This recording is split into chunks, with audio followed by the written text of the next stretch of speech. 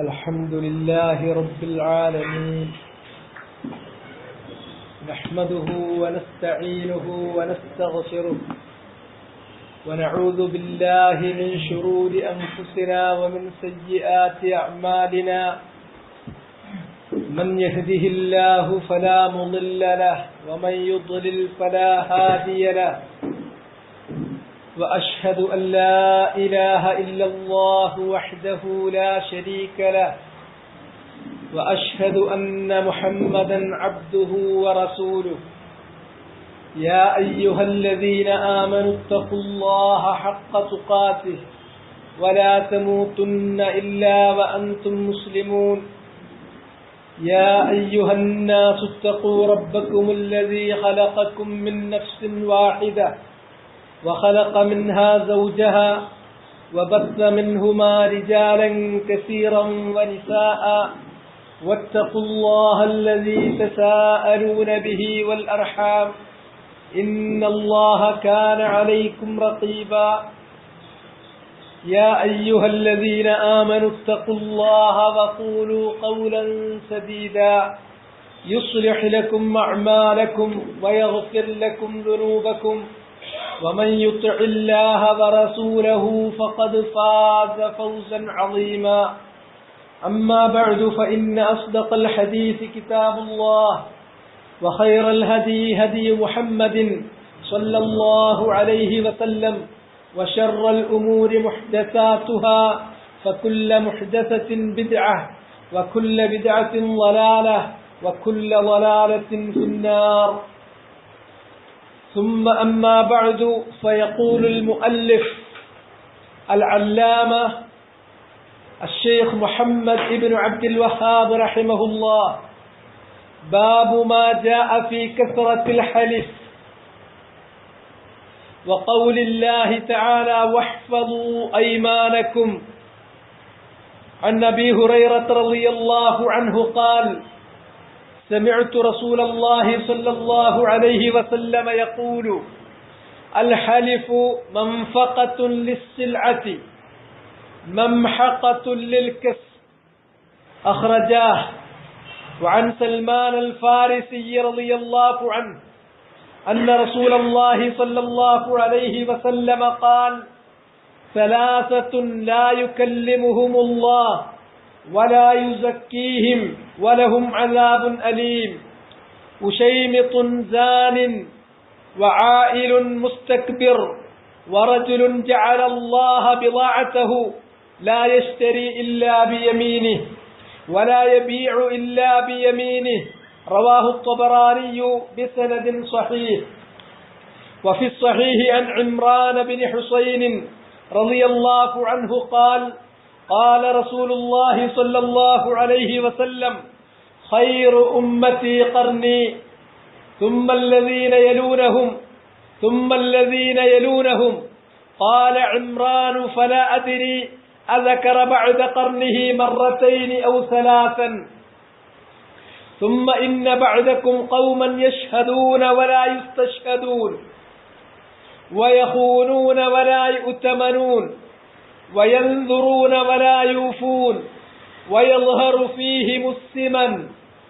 وفيه عن ابن مسعود أن النبي صلى الله عليه وسلم خير الناس قرني ثم الذين يلونهم ثم الذين يلونهم ثم الذين يلونهم ثم يجيء قوم تسبق شهادة أحدهم يمينه ويمينه شهادته. وقال إبراهيم كانوا يضربوننا على الشهادة والعهد ونحن صغار. فيه مسائل. الأولى الوصية بحفظ الأيمان. الثانية الإخبار بأن الحلف منفقة للسلعة ممحقة للبركة. الثالثة والوعيد الشديد في من لا يبيع ولا يشتري إلا بيمينه. الرابعة والتنبيه على أن الذنب يعظم مع قلة الداعي. الخامسة ذم الذين يحلفون ولا يستحلفون. السادسة ثناؤه صلى الله عليه وسلم على القرون الثلاثة أو الأربعة وذكر ما يحدث بعدهم. السابعة ذم الذين يشهدون ولا يستشهدون. الثامنة كون السلف يضربون الصغار على الشهادة والعهد. സഹോദരന്മാരെ, കിതാബു തൗഹീദിലെ 61ാമത്തെ അധ്യായം ബാബു മാ ജാഅ ഫീ കസ്റത്തിൽ ഹലിഫ്.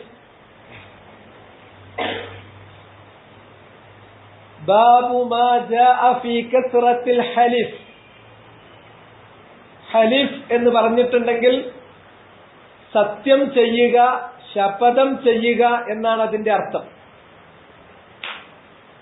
അത് വർദ്ധിപ്പിക്കുന്നതിനെ സംബന്ധിച്ച് വന്നിട്ടുള്ളത്, വന്നിട്ടുള്ള ആസാറുകൾ, ഖുർആനിലും ഹദീസിലും വന്നിട്ടുള്ള നുസൂസുകൾ ഏതിനെ സംബന്ധിച്ച്? ഫീ കസ്റത്തിൽ ഹലിഫ്, ഹലിഫ് വർദ്ധിപ്പിക്കുന്നതിനെ കുറിച്ച്, സത്യം വർദ്ധിപ്പിക്കുന്നതിനെ കുറിച്ച്. സത്യം എന്ന് പറഞ്ഞാൽ സത്യം ചെയ്യൽ, ശപഥം ചെയ്യൽ വർദ്ധിപ്പിക്കുന്നതിനെ കുറിച്ച് വന്നിട്ടുള്ളത് എന്താണ്? അത് വിലക്കിയിട്ടുള്ള നഹിയ് വന്നിട്ടുണ്ട്. അതുപോലെ തന്നെ വൽ വഈദ് അശ്ശദീദ്, ശക്തമായ താക്കീത് വന്നിട്ടുണ്ട്. സത്യം ചെയ്യുന്നത്, ശപഥം ചെയ്യുന്നത്, വർദ്ധിപ്പിക്കുന്നത് വിലക്കിക്കൊണ്ടും അതിലുള്ള ശക്തമായ താക്കീത് എടുത്തു പറഞ്ഞുകൊണ്ട് വന്നിട്ടുള്ളതുമായ ആയാത്തുകൾ, ഹദീസുകൾ, അതാണ് ഈ അധ്യായത്തിൽ ചർച്ച ചെയ്യാൻ പോകുന്നത്. മാ ജാഅ മിനൻ നഹ്യി വൽ വഈദി ശദീദി ഫീ കസ്റത്തിൽ ഹലിഫ് എന്നാണ് അതുകൊണ്ട് ഉദ്ദേശിക്കുന്നത്. മാ ജാഅ മിനൻ നഹ്യി വൽ വഈദി ശദീദ് ഫീ കസ്റത്തിൽ ഹലിഫ്.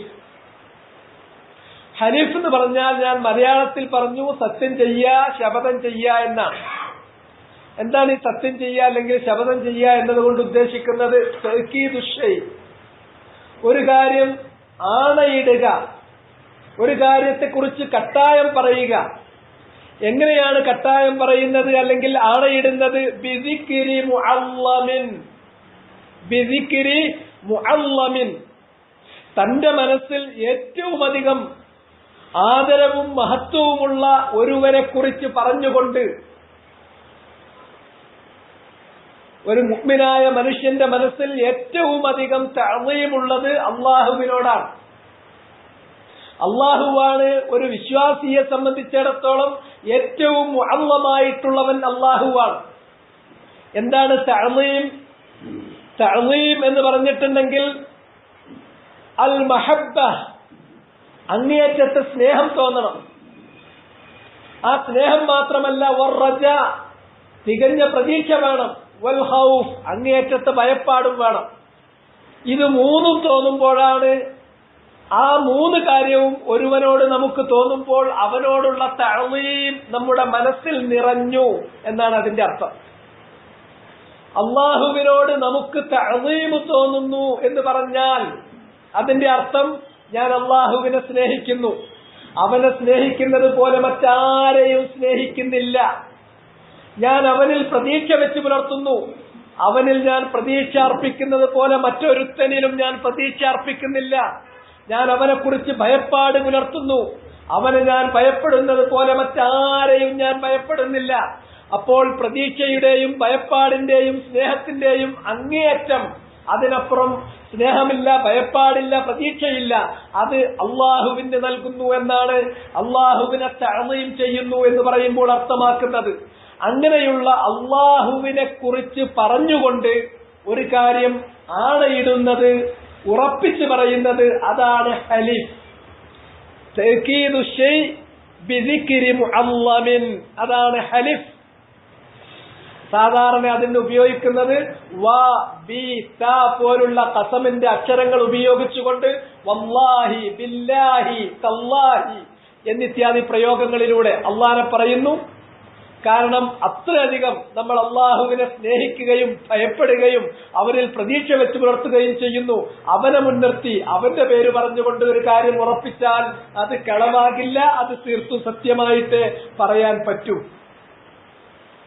ഇങ്ങനെ ഹലിഫ് ചെയ്യുന്നത്, തൊട്ടതിനും പിടിച്ചതിനും ഒക്കെ ഇങ്ങനെ ഹലിഫ് ചെയ്യാൻ പറ്റുമോ? അനാവശ്യമായ കാര്യങ്ങളിൽ ഹലിഫ് നടത്തുന്നത്, അല്ലെങ്കിൽ സത്യം ചെയ്യുന്നത് വർദ്ധിപ്പിക്കുന്നത്, ശപഥം ചെയ്യുന്നത് വർദ്ധിപ്പിക്കുന്നത് വിലക്കപ്പെട്ടിട്ടുണ്ട്. അങ്ങനെ വിലക്കുക മാത്രമല്ല, അതിൽ ശക്തമായ താക്കീത് ആയത്തുകളിലും ഹദീസുകളിലും വന്നിട്ടുണ്ട്. ശരി, പക്ഷെ അതും തൗഹീദും തമ്മിൽ എന്താണ് ബന്ധം? സ്വാഭാവികമായും നമ്മൾ തൗഹീദിന്റെ മസായിലുകളാണ് ഇവിടെ തഖരീർ ചെയ്യുന്നത്.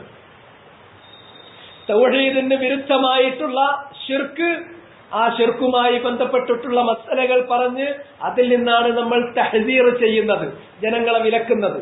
എങ്കിൽ അതും ഇതും തമ്മിൽ എന്താണ് ബന്ധം? ബന്ധം ഇപ്രകാരമാണ്. തഅ്ളീം എന്ന് പറയുന്നത് മിൻ കമാലി തൗഹീദ് അൽ വാജിബ്. അല്ലാഹുവിനെ തഅ്ളീം നടത്തുക എന്നുള്ളത് ഒരു മനുഷ്യൻ, ഒരു മുവഹ്ഹിദായ മനുഷ്യൻ നിർബന്ധമായും പൂർത്തീകരിച്ചിരിക്കേണ്ട തൗഹീദിന്റെ അംശമാണ്. ഒരാൾ മുവഹ്ഹിദാണ് എന്ന് പറയണമെങ്കിൽ, ഒരാൾ തൗഹീദിൽ വിശ്വസിച്ചിട്ടുണ്ട് എന്ന് പറയണമെങ്കിൽ അല്ലാഹുവിനോട് തഅ്ളീം പുലർത്തൽ നിർബന്ധമാണ്. അത് മിൻ കമാലി തൗഹീദ്, തൗഹീദിന്റെ പൂർണ്ണതയിൽപ്പെട്ടതാണ്. അതും അൽ വാജിബ്, അത് നിർബന്ധമായും അയാൾ ചെയ്തിരിക്കണം. അപ്പോഴേ തൗഹീദ് അയാളിൽ പൂർണ്ണമാകുന്നുള്ളൂ. മിൻ കമാലി തൗഹീദി അൽ വാജിബ് തഅ്ളീമുല്ലാഹി തബാറക വ തആല.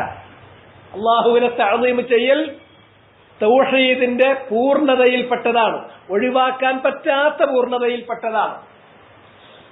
അതിനാൽ ആ തഅ്ളീം നമ്മള് എല്ലാ കാര്യത്തിനും, തൊട്ടതിനും പിടിച്ചതിനും ഒക്കെ അള്ളാന്റെ പേര് പറഞ്ഞുകൊണ്ട് ശപഥം ചെയ്താൽ അള്ളാഹുവിനോട് ഒരു മനുഷ്യന്റെ മനസ്സിലുണ്ടായിരിക്കേണ്ട ഹൈബ, ഭയപ്പാട്, ഖൗഫ്, അള്ളാഹുവിനോടുണ്ടായിരിക്കേണ്ട പേടി, അള്ളാഹുവിനോടുണ്ടായിരിക്കേണ്ട വഖാർ, ആ ഗാംഭീര്യം, അതയാൾക്ക് ചോർന്നു പോകുന്നു. അപ്പോൾ തഅ്ളീം കുറഞ്ഞു പോകുന്നു. തഅ്ളീം കുറഞ്ഞു പോകുമ്പോൾ അത് തൗഹീദിന് ഊനം വരുത്തുന്നു, ഭംഗം വരുത്തുന്നു. അതുകൊണ്ടാണ് മുസന്നിഫ് റഹിമഹുല്ലാഹ് ഈ കാര്യം തൗഹീദിന്റെ മസ്അലയിൽ ഉൾപ്പെടുത്തി കിതാബ് തൗഹീദിൽ ചർച്ചയ്ക്ക് വെച്ചിട്ടുള്ളത്. ഞാൻ പറഞ്ഞ കാര്യം ഒന്നുകൂടെ മനസ്സിലാക്കുക. തഅ്ളീം നേരത്തെ ഞാൻ നിർവചിച്ചു തന്നു. അങ്ങേയറ്റത്തെ അപരിമേയമായ സ്നേഹവും അങ്ങേയറ്റത്തെ ഭയപ്പാടും അങ്ങേയറ്റത്തെ പ്രതീക്ഷയും യാതൊരുത്തനോടാണോ നമ്മൾ പുലർത്തുന്നത് അവനെ നമ്മൾ തഅ്ളീം നടത്തുന്നു. അത് അല്ലാഹുവിനോട്, അവന് മാത്രമേ ആ തഅ്ളീം ചെയ്യാൻ പാടുള്ളൂ താനും. ആ തഅ്ളീം, അള്ളാഹിനോടുള്ള ആ തഅ്ളീം മനസ്സിലുള്ളത് കൊണ്ട് ഒരു കാര്യം നമ്മൾ ഉറപ്പിച്ചു പറയുമ്പോൾ അവനെ മുൻനിർത്തി അവൻ തന്നെ സത്യം എന്ന് കട്ടായം പറഞ്ഞാൽ ആ കാര്യം പക്കയായിരിക്കും, അതിനൊരു സംശയവും വേണ്ട. കാരണം അള്ളാഹുവിൽ അടിയുറച്ചു വിശ്വസിക്കുന്ന ഒരു മുവഹ്ഹിദായ മനുഷ്യൻ അള്ളാഹുവിന്റെ മഹത്തായ പേര് ചൊല്ലിക്കൊണ്ട് ഒരു കാര്യം ഉറപ്പിച്ചാൽ അത് കളവാവില്ല. കാരണം അത്രയും വലിയ തഅ്ളീം അയാൾ അള്ളാഹുവിന് നൽകിക്കൊണ്ടിരിക്കുന്നു. ഇതാണ് ഹലിഫ്. ഈ ഹലിഫ് പ്രസക്തമല്ലാത്ത കാര്യങ്ങളിൽ, അനിവാര്യമല്ലാത്ത കാര്യങ്ങളിലും സന്ദർഭങ്ങളിലും, തൊട്ടതിനും തൊടാത്തതിനും ഒക്കെ ഒരാൾ ഹലിഫ് ചെയ്യാൻ തുടങ്ങിയാൽ അള്ളാഹുവിനോടുള്ള തഅ്ളീം കുറഞ്ഞു പോകുന്നു. അള്ളാഹിനോടുള്ള ഹൈബത്തും വഖാറും ഖൗഫും മനസ്സിൽ നിന്ന് ഇല്ലാതായി പോകുന്നു. അതയാളുടെ തൗഹീദിന് കുറവ് വരുത്തുന്നു, ഭംഗം വരുത്തുന്നു. അതുകൊണ്ടാണ് ഹലിഫ് വർദ്ധിപ്പിക്കുന്നതിനുള്ള വിലക്കുകളും അതിലുള്ള ശക്തമായ താക്കീതുകളും അത് തൗഹീദിന് ഭംഗം വരുത്തുന്നത് കൊണ്ടാണ് ഈ മുസന്നിഫ് റഹിമഹുല്ലാഹ് ഈ കിതാബിൽ ഒരു അധ്യായമായി അത് എടുത്തു ചേർത്തിട്ടുള്ളത്.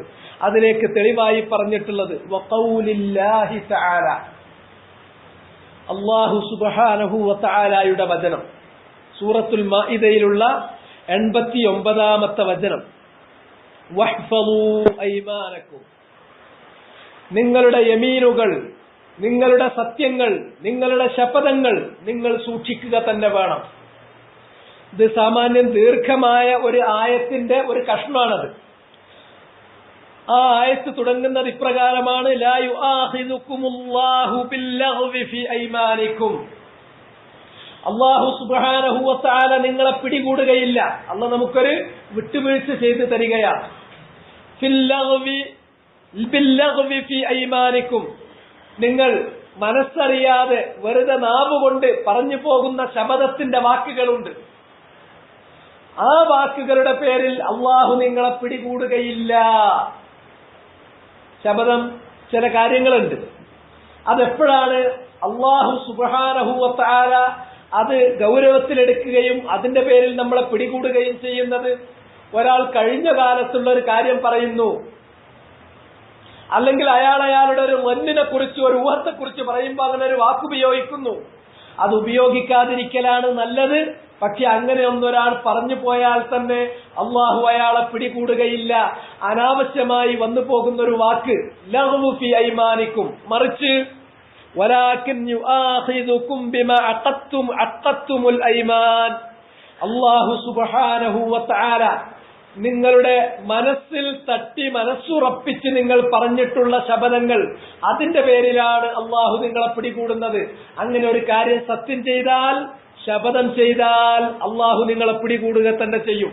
അങ്ങനെ ശപഥം ചെയ്താൽ അത് പൂർത്തീകരിക്കൽ നിർബന്ധമാണ്.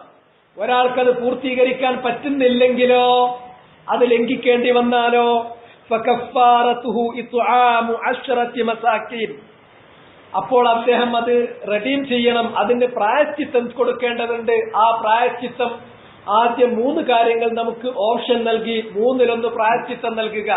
ഒന്നുകിൽ 10 പാവങ്ങൾക്ക് ഭക്ഷണം കൊടുക്കുക.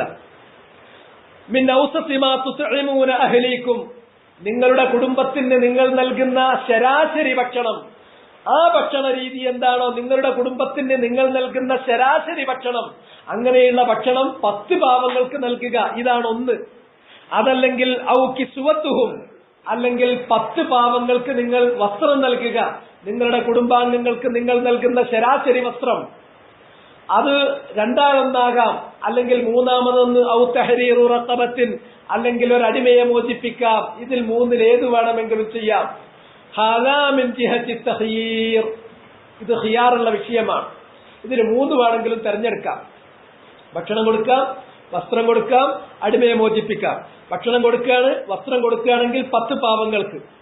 ഇനി ഇതിന് സാധ്യമല്ലെങ്കിൽ, ഈ 3 കാര്യങ്ങൾക്കും സാധ്യമല്ലെങ്കിൽ, ഫമല്ലം യജിദ്, അതിനൊരാൾക്ക് സാധ്യമല്ലെങ്കിൽ ഫസിയാമു 3 അയ്യാം, 3 ദിവസം അയാൾ നോമ്പനുഷ്ഠിക്കണം. ഇബ്നു മസ്ഊദ് റളിയല്ലാഹു തആല അൻഹുവിൽ നിന്നുള്ള ഖിറാഅത്തിൽ, ഇതിന്റെ തഫ്സീർ വിശദീകരിക്കുന്ന തരത്തിലുള്ള ഖിറാഅത്ത് ഇബ്നു മസ്ഊദിൽ നിന്ന് വന്നിട്ടുണ്ട്. മുത്തതാലിയ, തുടർച്ചയായി കണ്ടിന്യൂസ് ആയിട്ട് 3 ദിവസം നോമ്പ് അനുഷ്ഠിക്കണം. ഇന്നൊരു നോമ്പ്, പിന്നെ അടുത്ത ആഴ്ചയിലൊരു നോമ്പ്, പിന്നെ അടുത്ത ആഴ്ചയിലൊരു നോമ്പല്ല. ഇന്ന് നോറ്റാ ഇന്നും നാളെയും മറ്റന്നാളും കണ്ടിന്യൂസ് ആയിട്ട് നോമ്പ് നോക്കുക.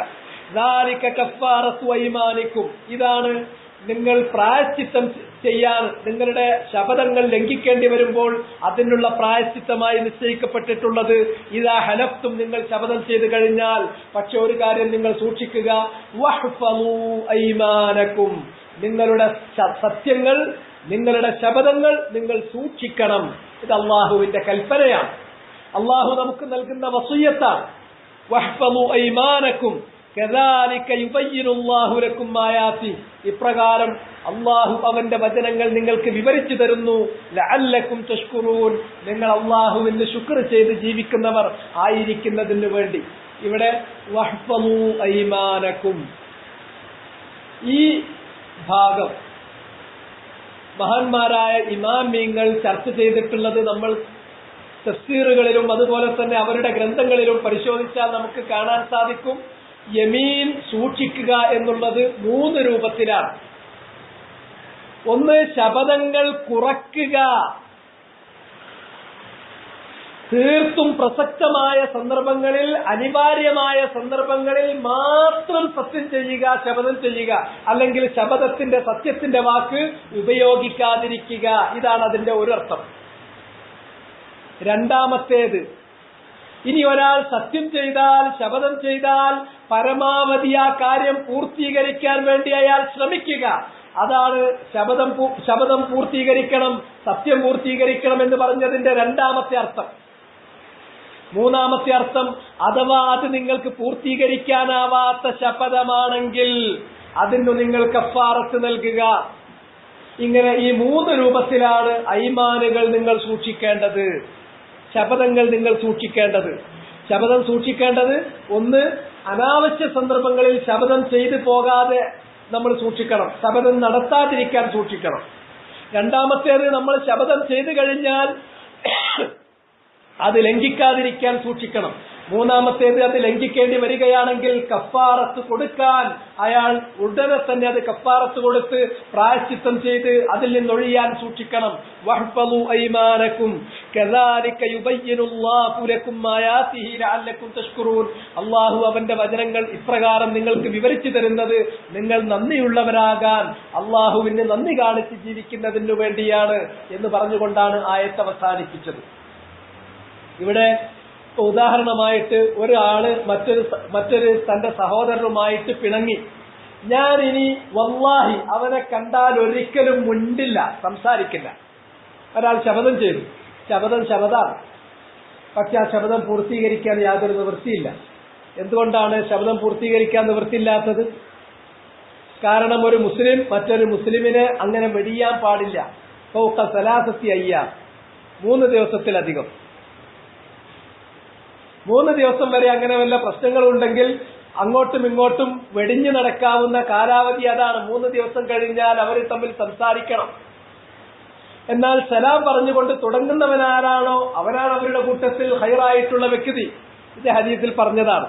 അതുകൊണ്ട് തന്നെ 3 ദിവസം വരെ അയാൾ അങ്ങനെ പിടിച്ചു നിന്നു. പിന്നെ അയാൾ അത് ലംഘിക്കണം നിർബന്ധമായിട്ടും. അങ്ങനെ ലംഘിക്കേണ്ടി വരുന്ന സന്ദർഭത്തിൽ അയാൾ എന്ത് ചെയ്യണം? ഒന്നുകിൽ 10 പാവങ്ങൾക്ക് ഭക്ഷണം കൊടുക്കണം, അല്ലെങ്കിൽ 10 പാവങ്ങൾക്ക് വസ്ത്രം കൊടുക്കണം, അല്ലെങ്കിൽ അടിമയെ മോചിപ്പിക്കണം. ഇത് 3 ഏത്? അത് അയാളുടെ സൗകര്യമാണ്, അത് ചെയ്യാറുള്ളതാണ്. ഈ 3 അയാൾക്ക് സാധ്യമല്ല. അയാളൊരു പാവാണ്. 10 ആൾക്ക് ഭക്ഷണം കൊടുക്കാനുള്ള കെൽപ്പില്ല, 10 ആൾക്ക് അല്ലെങ്കിൽ 10 പാവങ്ങൾക്ക് വസ്ത്രം ധരിപ്പിക്കാനുള്ള കെൽപ്പില്ല, അല്ലെങ്കിൽ അടിമയെ മോചിപ്പിക്കാനുള്ള കെൽപ്പില്ല. എങ്കിൽ ഇത് 3 കിട്ടാത്ത സന്ദർഭത്തിൽ സലാസത്തു അയ്യാം, 3 ദിവസം അയാൾ തുടർച്ചയായിട്ട് നോമ്പനുഷ്ഠിക്കുകയും ചെയ്യണം. ഇതാണ് ഇതിനുള്ള കഫാറത്ത്. ഈ കഫാറത്ത് കൊടുക്കണം. കാരണം അവിടെ അയാൾ ചെയ്തിട്ടുള്ള ശപഥം പൂർത്തീകരിക്കാൻ നിവൃത്തില്ല, ആയത്തിൽ വന്നിട്ടുണ്ട്. ഇനി ഒരാൾ എന്ത് ചെയ്യാണ്?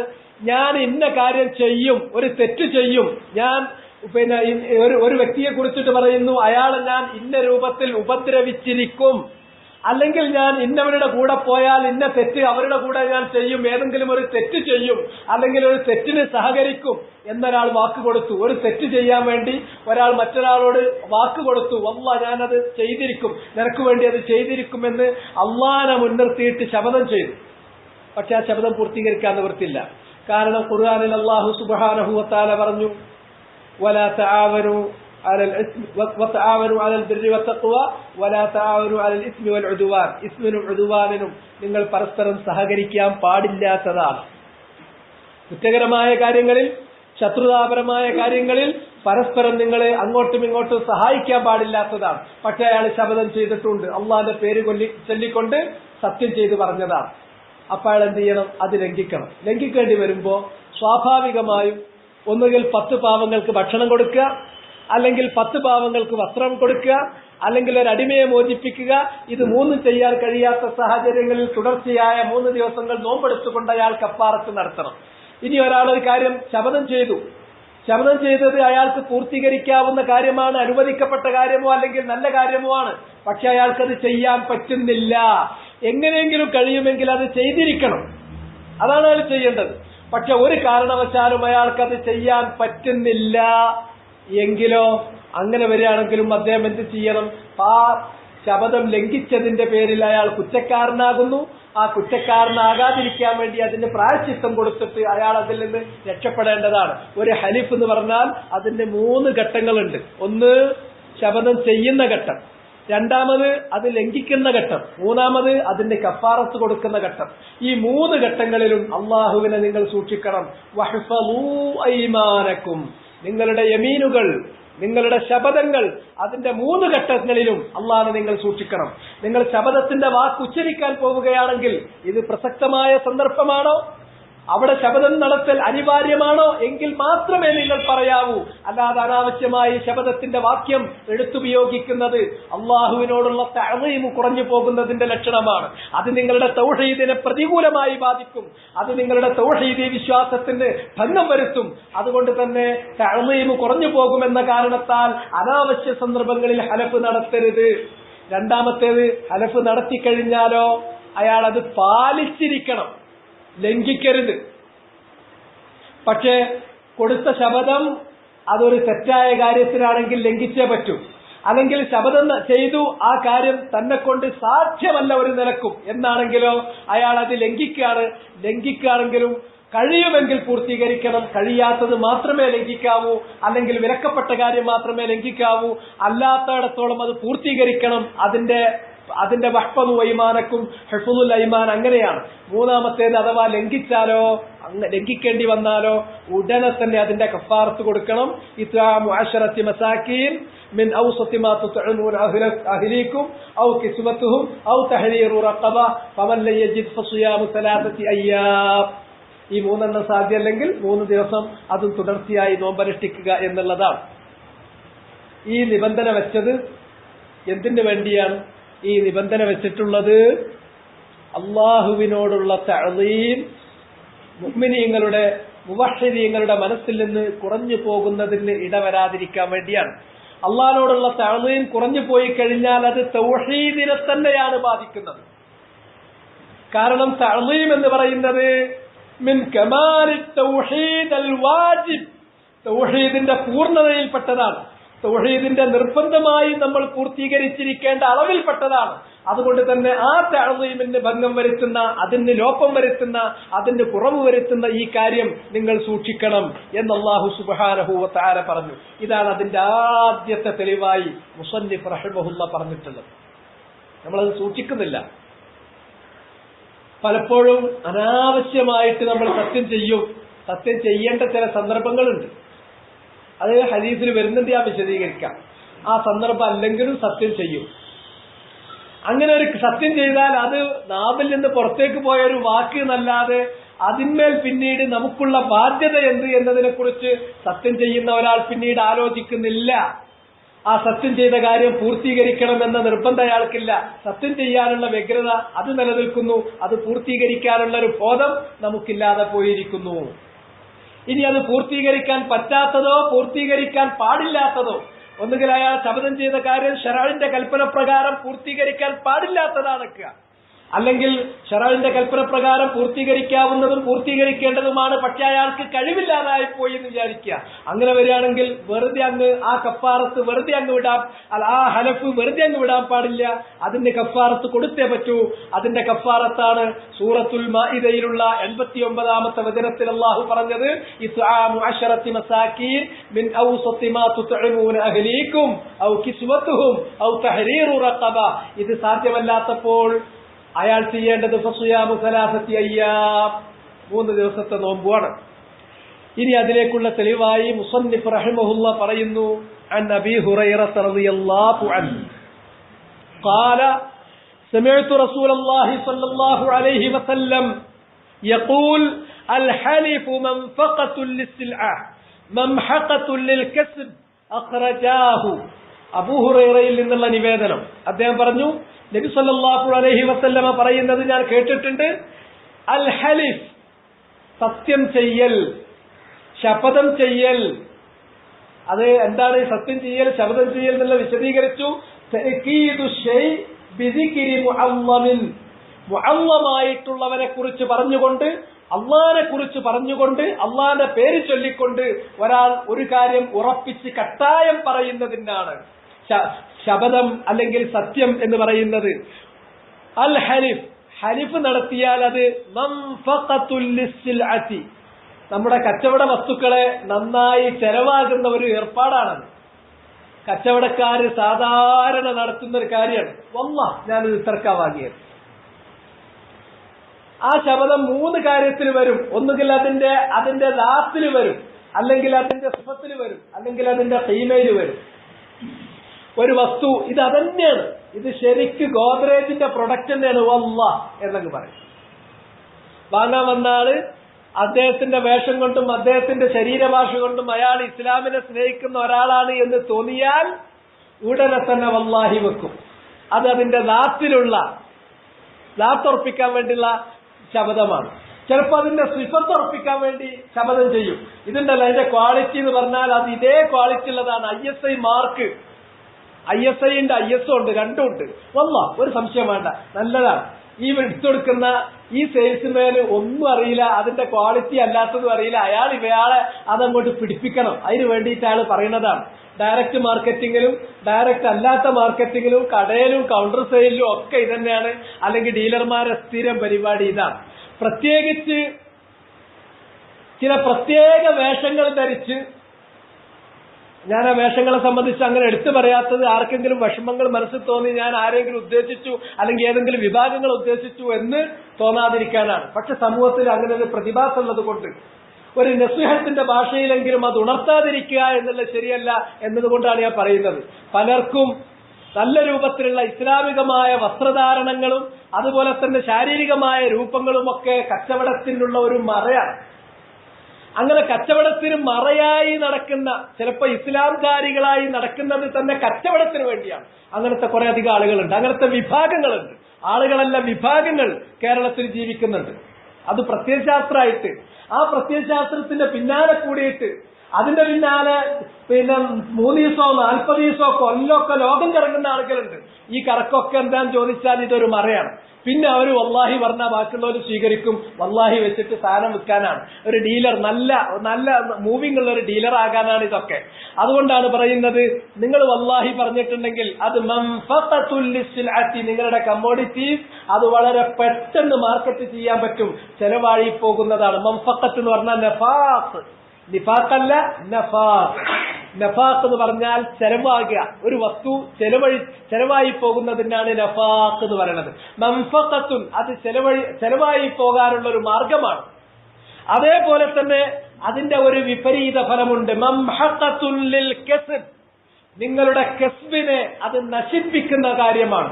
മഹഖ എന്ന് പറഞ്ഞിട്ടുണ്ടെങ്കിൽ മായിച്ചു, നശിപ്പിച്ചു. മംഹഖത്തുൻ, അത് നാശമാണ്, അത് നാശമാണ്. ലിൽ കസ്ബ്, നിങ്ങളുടെ കസ്ബിനെ. എങ്ങനെയാണ് അത് കസ്ബിനെ, നമ്മുടെ സമ്പാദ്യത്തെ അത് നശിപ്പിക്കുന്നത്? അത് 2 രൂപത്തിലായിരിക്കാം. ചിലപ്പോ ആ വസ്തു നേരിട്ട് തന്നെ അല്ലാഹു സുബ്ഹാനഹു വ തആല നശിപ്പിക്കാം. അങ്ങനെ കള്ളസത്യം ചെയ്തിട്ടൊരു വസ്തു ഒരാൾ വിറ്റു എന്ന് വിചാരിക്കുക. അയാൾ വിറ്റു, മറ്റേ വാങ്ങി, പൈസ മറ്റന്നാ തരാന്ന് പറഞ്ഞു വന്നു, സാധനം വാങ്ങി കൊണ്ടുപോകുമ്പോഴാണ് അതിന്റെ കാര്യം വെളിച്ചത്തായത്. അയാൾ ഇങ്ങോട്ട് തന്നെ കൊണ്ടിട്ടാണ് നമ്മളെ പറ്റിച്ചില്ലേ, ഈ എന്റെ താടി എന്റെ കുപ്പായം കണ്ടപ്പോൾ എനിക്ക് മനസ്സിലാക്കണം, എനിക്ക് എന്നെ വേണ്ടാന്ന് ഇവിടെ ഇട്ട് പോകുന്നു മാത്രമല്ല 4 ആളോട് തീർത്തും അയാൾ അങ്ങോട്ട് പറയും, അവന്റെ താടി കണ്ടിട്ട് അവന്റെ കുപ്പായം കണ്ടിട്ട് വിശ്വസിക്കേണ്ട, അവൻ കള്ളനാണ്, അത് ശരിക്കും അങ്ങാടിയിലാവും. പിന്നെ ആ സാധനം ആ വസ്തു തന്നെ ആരും വിൽക്കാതെ എടുക്കാത്ത രൂപത്തിൽ അള്ളാഹ് അങ്ങനെ നശിപ്പിക്കും, നേർക്ക് നേരെ. അതല്ലെങ്കിൽ പിന്നെ വേറൊന്നുണ്ട്, മാനവിയായിട്ടുള്ള മഹത്തത്ത് വരും.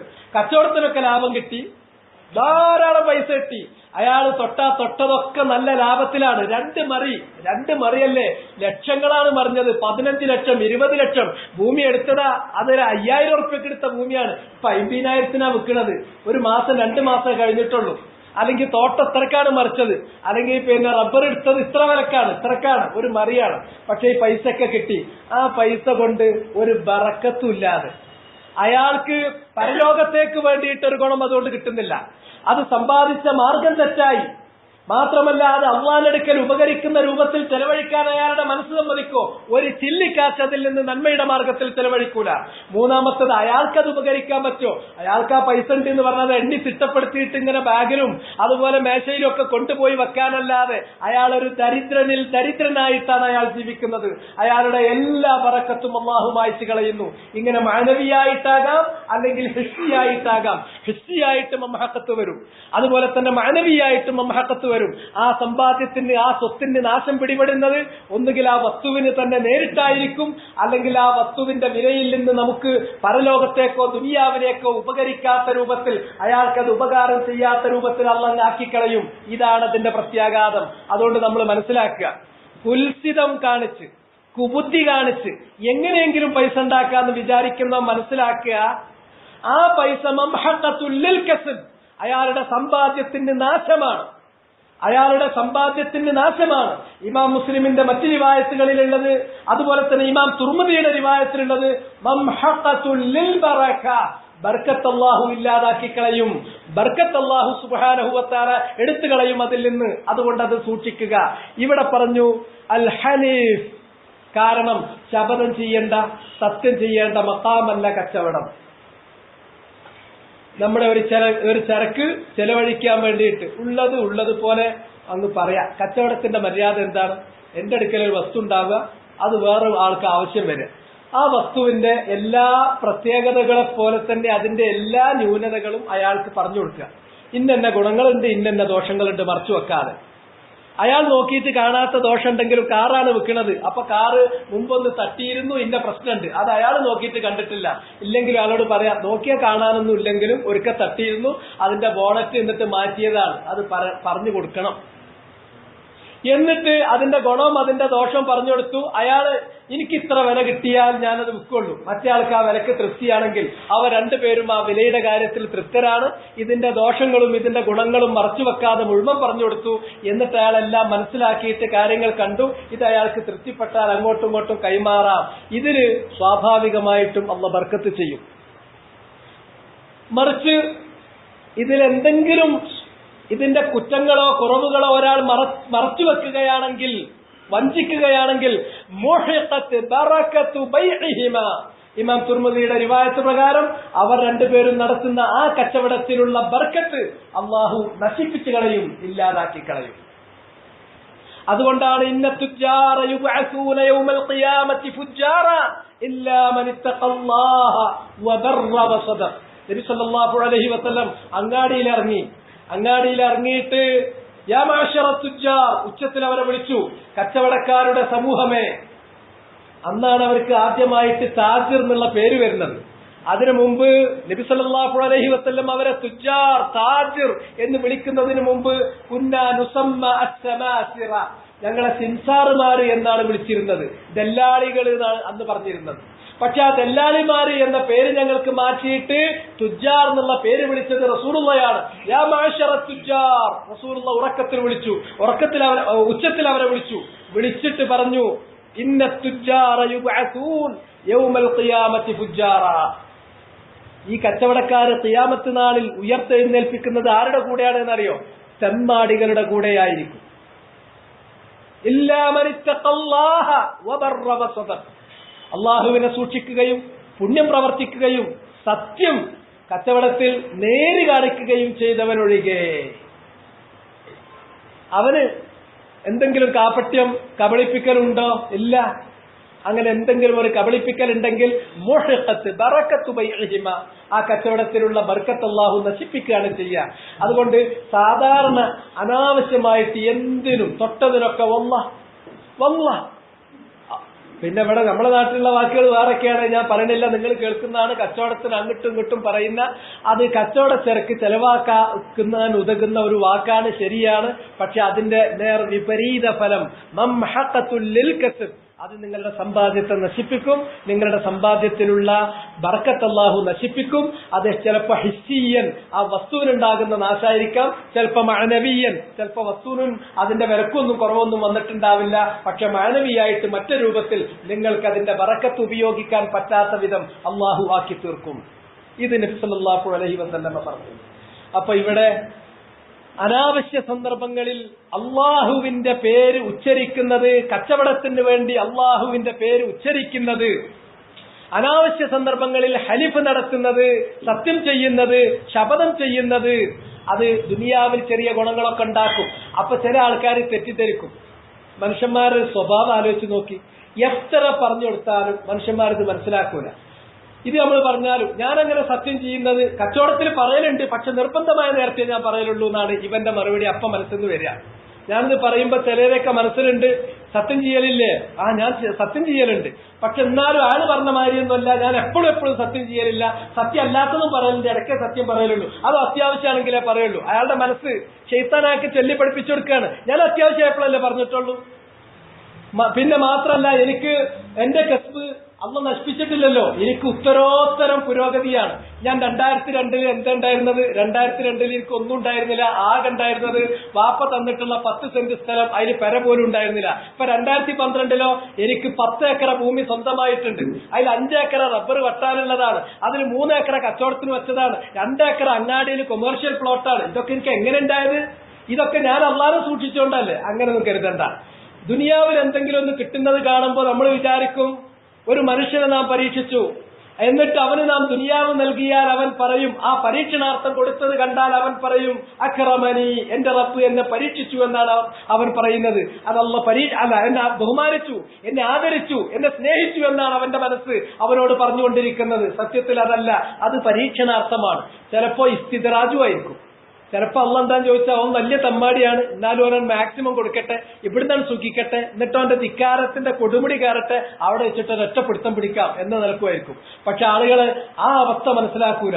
അല്ലല്ല, അള്ളന്റെ കൂടെ തന്നെയാണ്, അള്ളന്റെ കൂടെയാണ്. എനിക്കിതാ 2002 ഒന്നുമല്ലാത്ത 0 ആയിരുന്ന ഞാൻ 2014 എത്തിയപ്പോ ഞാനിന്ന് കോടിപതിയായി തീർന്നിരിക്കുന്നു. ഇതൊക്കെ എന്റെ യോഗ്യതയാണ്. ഇത് പിശാച് മനുഷ്യന്റെ മനസ്സിൽ പറഞ്ഞു തരും. പക്ഷെ ഇതൊന്നുമല്ല, നമ്മൾ ശരിയിലാണോ തെറ്റിലാണോ എന്ന് അളക്കാനുള്ള കോല്, അതിനുള്ള അളവുകോല് ഏതൊരു പ്രവർത്തനത്തെയും നസ്സിന്മേലും ഇജ്മാഇന്മേലും നിങ്ങൾ അളന്നു നോക്കണം. നിങ്ങൾ ചെയ്യുന്ന ഏതൊരു പ്രവർത്തനവും കിതാബിന് യോജിക്കുന്നുവോ, സുന്നത്തിനോട് യോജിക്കുന്നുവോ, മുസ്ലിം ലോകത്തിന്റെ ഇജ്മാഇനോട് യോജിക്കുന്നുവോ, അത് സഹിഹാണ്, ശരിയാണ്. ഇനി അതിന്റെ നല്ല ഫലം ഇവിടുന്ന് ഉണ്ടായാലും നല്ല ഫലം ഉണ്ടായിട്ടില്ലെങ്കിലും ഇവിടുന്ന് അതിന് ചിലപ്പോൾ നമുക്ക് ഗുണം പോലെ കിട്ടാം, ചിലപ്പോൾ ദോഷം പോലെ കിട്ടാം. അത് ഗുണം പോലെ കിട്ടിയെങ്കിൽ അത് ചിലപ്പോൾ നന്മക്ക് വരാം, ചിലപ്പോൾ പരീക്ഷണത്തിന് വരാം, ചിലപ്പോൾ ദോഷം നമുക്ക് വരാം. ആ വരുന്നത് പരീക്ഷണത്തിനായിരിക്കാം, അല്ലെങ്കിൽ വേറുള്ളത് കൊണ്ടായിരിക്കാം. അതുകൊണ്ട് ഒരാൾക്കുണ്ടാകുന്ന അവസ്ഥകൾ, ആ അവസ്ഥാ മാറ്റങ്ങൾ നോക്കിയിട്ടല്ല അള്ളാഹ് അയാൾ ഇഷ്ടപ്പെടുന്നുണ്ടോ അല്ലേ എന്ന് നോക്കുന്നത്. അത് പരീക്ഷണമാകാം, അത് ഇസ്തിദ്റാജാകാം, അത് പലതും ആകാം. ഒരാൾ നല്ലവനാണോ ചീത്തയാണോ എന്ന് പരിശോധിക്കുന്നത് അയാളുടെ പ്രവർത്തനങ്ങളെ ഖുർആനിന്മേലും സുന്നത്തിന്മേലും ഉറച്ചു നോക്കിയിട്ടാണ്. മവാഫഖൽ കിതാബ വസ്സുന്ന, ഖുർആനിനോടും സുന്നത്തിനോടും യോജിച്ചുവെങ്കിൽ വഹു അല സിറാത്തിൽ മുസ്തഖീം ബിഇദ്നില്ലാഹ്, അള്ളാഹുവിന്റെ തൗഫീഖ് കൊണ്ട് അയാൾ സിറാത്തുൽ മുസ്തഖീമിലാണ്. അല്ലേ ബാക്കിയുള്ള നേട്ടങ്ങളും കോട്ടങ്ങളും വെച്ചുകൊണ്ട് അയാൾ നല്ല വഴിയിലാണ് എന്ന് തീരുമാനിക്കാൻ പറ്റില്ല.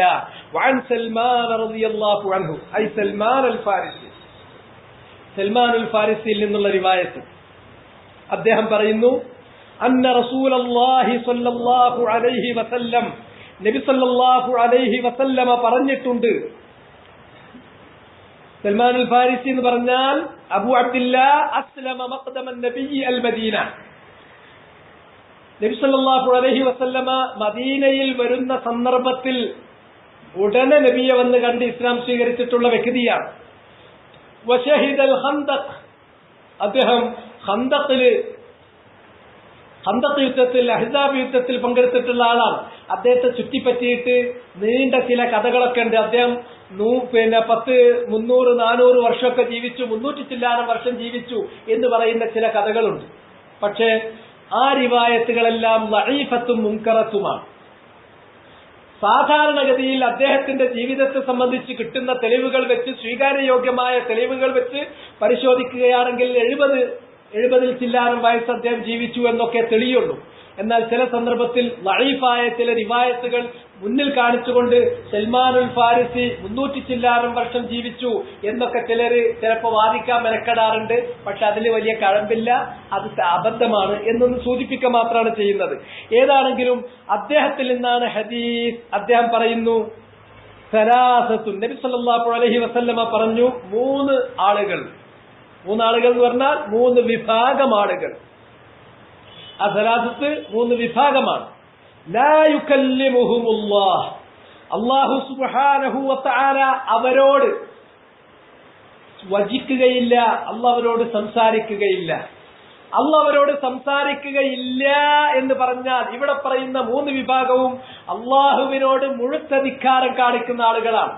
അവരോട് അല്ലാഹു സംസാരിക്കില്ല എന്ന് പറഞ്ഞാൽ അതിന്റെ മഅന അള്ളാഹിനെ അനുസരിക്കുന്ന, അവന് വഴിപ്പെട്ട് ജീവിക്കുന്ന ആളുകൾ, അവരോട് അള്ളാഹു സംസാരിക്കും, ഇവരോട് മാത്രമാണ് സംസാരിക്കാത്തത് എന്നാണ്. അതിൽ നിന്ന് അഹ്ലുസുന്നത്തി വൽ ജമാഅ, മറ്റ് തെളിവുകളുടെ കൂടെ ഈ തെളിവും അഹ്ലുസുന്നത്തി വൽ ജമാഅ അതിൽ നിന്ന് അവർ ഇസ്തിഫാദത്ത് ചെയ്യുന്ന, അതിൽ നിന്ന് അവർ ഗ്രഹിച്ചെടുക്കുന്ന കാര്യം എന്താണ്? അതിൽ നിന്ന് മാത്രമല്ല, വേറെ വ്യക്തമായ തെളിവുകളിൽ നിന്നും അല്ലാഹു സുബ്ഹാനഹു വ തആലയുടെ സിഫാത്തുകളിൽപ്പെട്ടതാണ്, അവന്റെ ഗുണവിശേഷങ്ങളിൽപ്പെട്ടതാണ് കലാം, വചനം എന്നുള്ളത്. അള്ളാഹുവിന് വചനം എന്നുള്ള സ്വഭാവമുണ്ട്, സ്വഭാവ ഗുണമുണ്ട്, ഗുണവിശേഷമുണ്ട് എന്ന് അഹ്ലു സുന്ന വിശ്വസിക്കുന്നു. അത് ഈ ഒരൊറ്റ തെളിവ് കൊണ്ടല്ല കേട്ടോ, ഇത് ആ കൂട്ടത്തിലെ ഒരു തെളിവാണ്. അള്ളാഹു സുബ്ഹാനഹു വ തആലക്ക് കലാം എന്നുള്ള സിഫത്ത് അത് ദാത്തിയ്യ, അള്ളാഹിന്റെ സത്താപരമായ ഗുണവിശേഷമാണ്. പിന്നെ അല്ലാഹു സുബ്ഹാനഹു വ തആലയുടെ ആ സത്താപരമായ ഗുണവിശേഷത്തിന്റെ അടിസ്ഥാനത്തിൽ യുകല്ലിമു മതാ ശാ വലിമൻ ശാ വഹൈസു ശാ, അവൻ ഉദ്ദേശിക്കുന്നവരോട് ഉദ്ദേശിക്കുന്ന സന്ദർഭത്തിൽ ഉദ്ദേശിക്കുന്ന കാര്യങ്ങൾ അവൻ സംസാരിച്ചു കൊണ്ടിരിക്കും. ലാ യസാലു മുതകല്ലിമൻ, അള്ളാഹ് ഇതുവരെ സംസാരിച്ചു കൊണ്ടിരിക്കുന്നവനാണ്, ഇനി സംസാരിക്കും.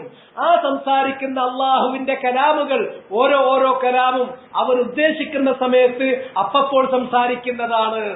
എന്നാൽ സംസാരിക്കുക എന്ന് പറയുന്ന കലാം എന്ന് പറയുന്നത് അള്ളാഹുവിന്റെ ദാത്തിയായിട്ടുള്ള ഒരു സിഫത്താണ്. ആ സിഫത്തിന്റെ അടിസ്ഥാനത്തിൽ അള്ളാഹു അവർ ഉദ്ദേശിക്കുന്ന സമയത്ത് ഉദ്ദേശിക്കുന്ന കാര്യം ഉദ്ദേശിക്കുന്ന വിധേന ഉദ്ദേശിക്കുന്ന ആളുകളോട് അള്ളാഹു സുബ്ഹാനഹു വ തആല സംസാരിക്കും.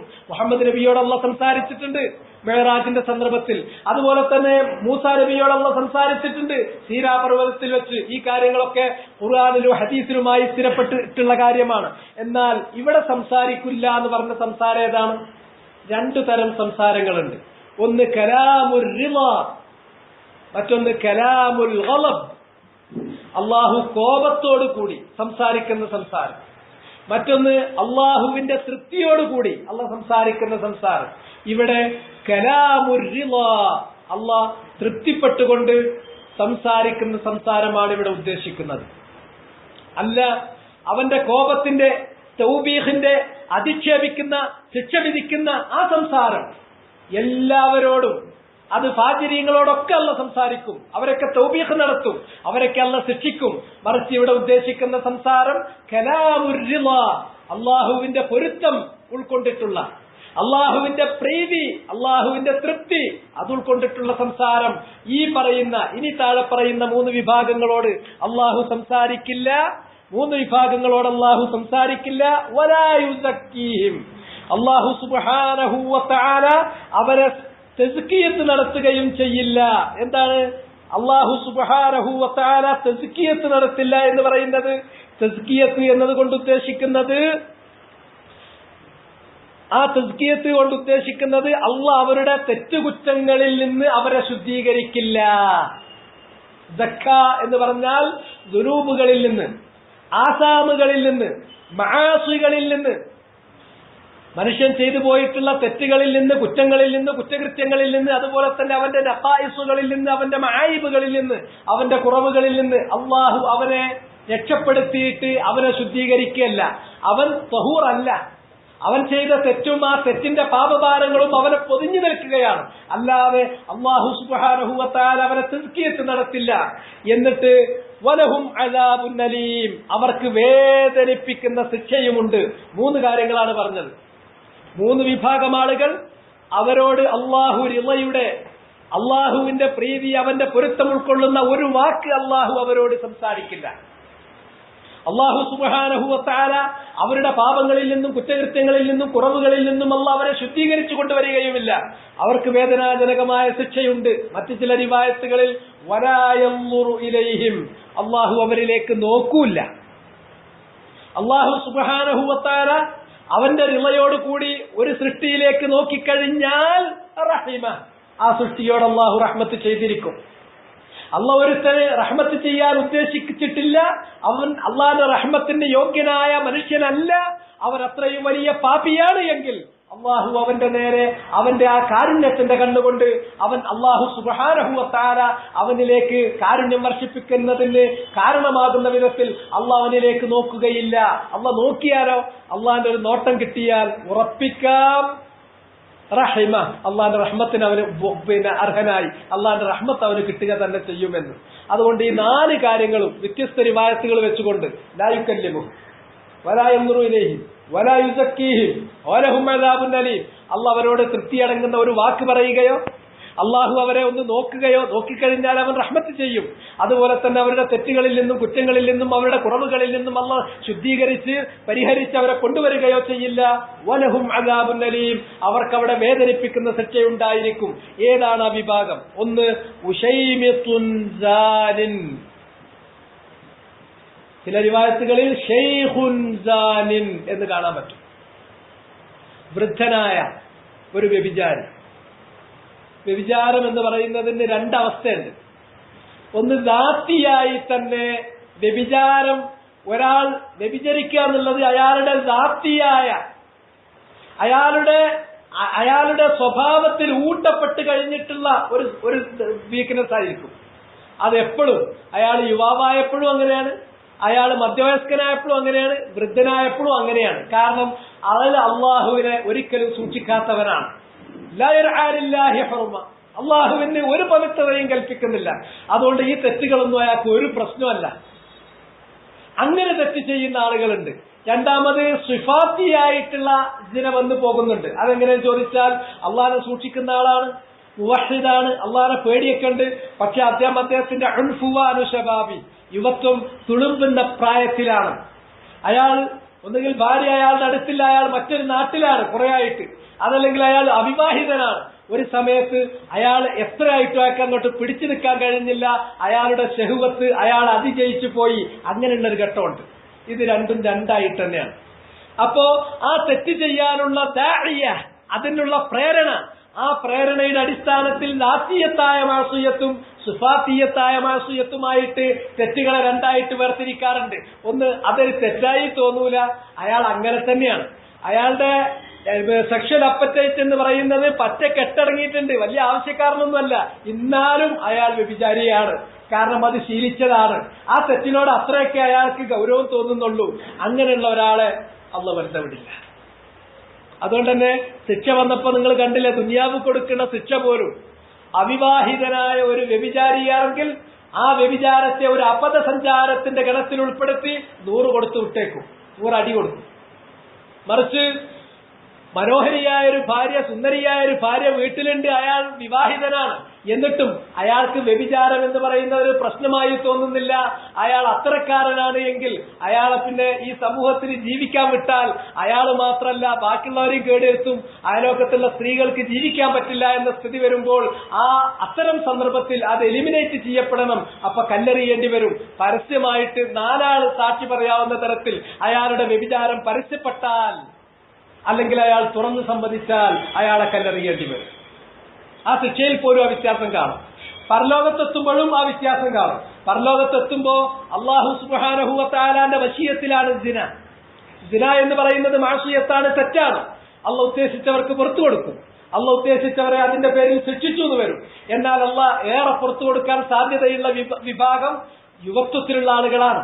അവര് യഥാർത്ഥത്തിൽ അള്ളാഹനെ സൂക്ഷിക്കുന്നവരും അവർ ഈ മാസിയത്തിന്റെ ഗൗരവം ഉൾക്കൊണ്ടിട്ടുള്ളവരും, പക്ഷെ അവരുടെ പ്രായത്തിന്റെയും അപ്പോൾ അവർ കടന്നുപോയിട്ടുള്ളവരുടെ ജീവിത സാഹചര്യത്തിന്റെയും സമ്മർദ്ദത്തിൽ അയാളുടെ ശഹവത്തിന് അങ്ങോട്ട് കീഴ്പ്പെടേണ്ടി വന്നതാണെങ്കിൽ അത് അള്ളാഹു പുറത്തു കൊടുത്തേക്കാം.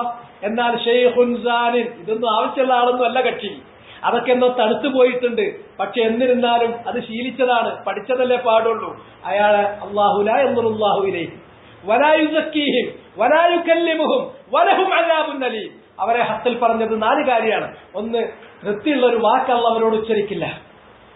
അല്ലാഹു സുബ്ഹാനഹു വ തആല അവരുടെ കുറ്റകൃത്യങ്ങളിൽ നിന്ന്, അവരുടെ കുറവുകളിൽ നിന്ന് അവരെ സംസ്കരിക്കില്ല. അവർക്ക് വേദനിപ്പിക്കുന്ന ശിക്ഷയുണ്ട്. അവരിലേക്ക് അല്ലാഹു നോക്കില്ല.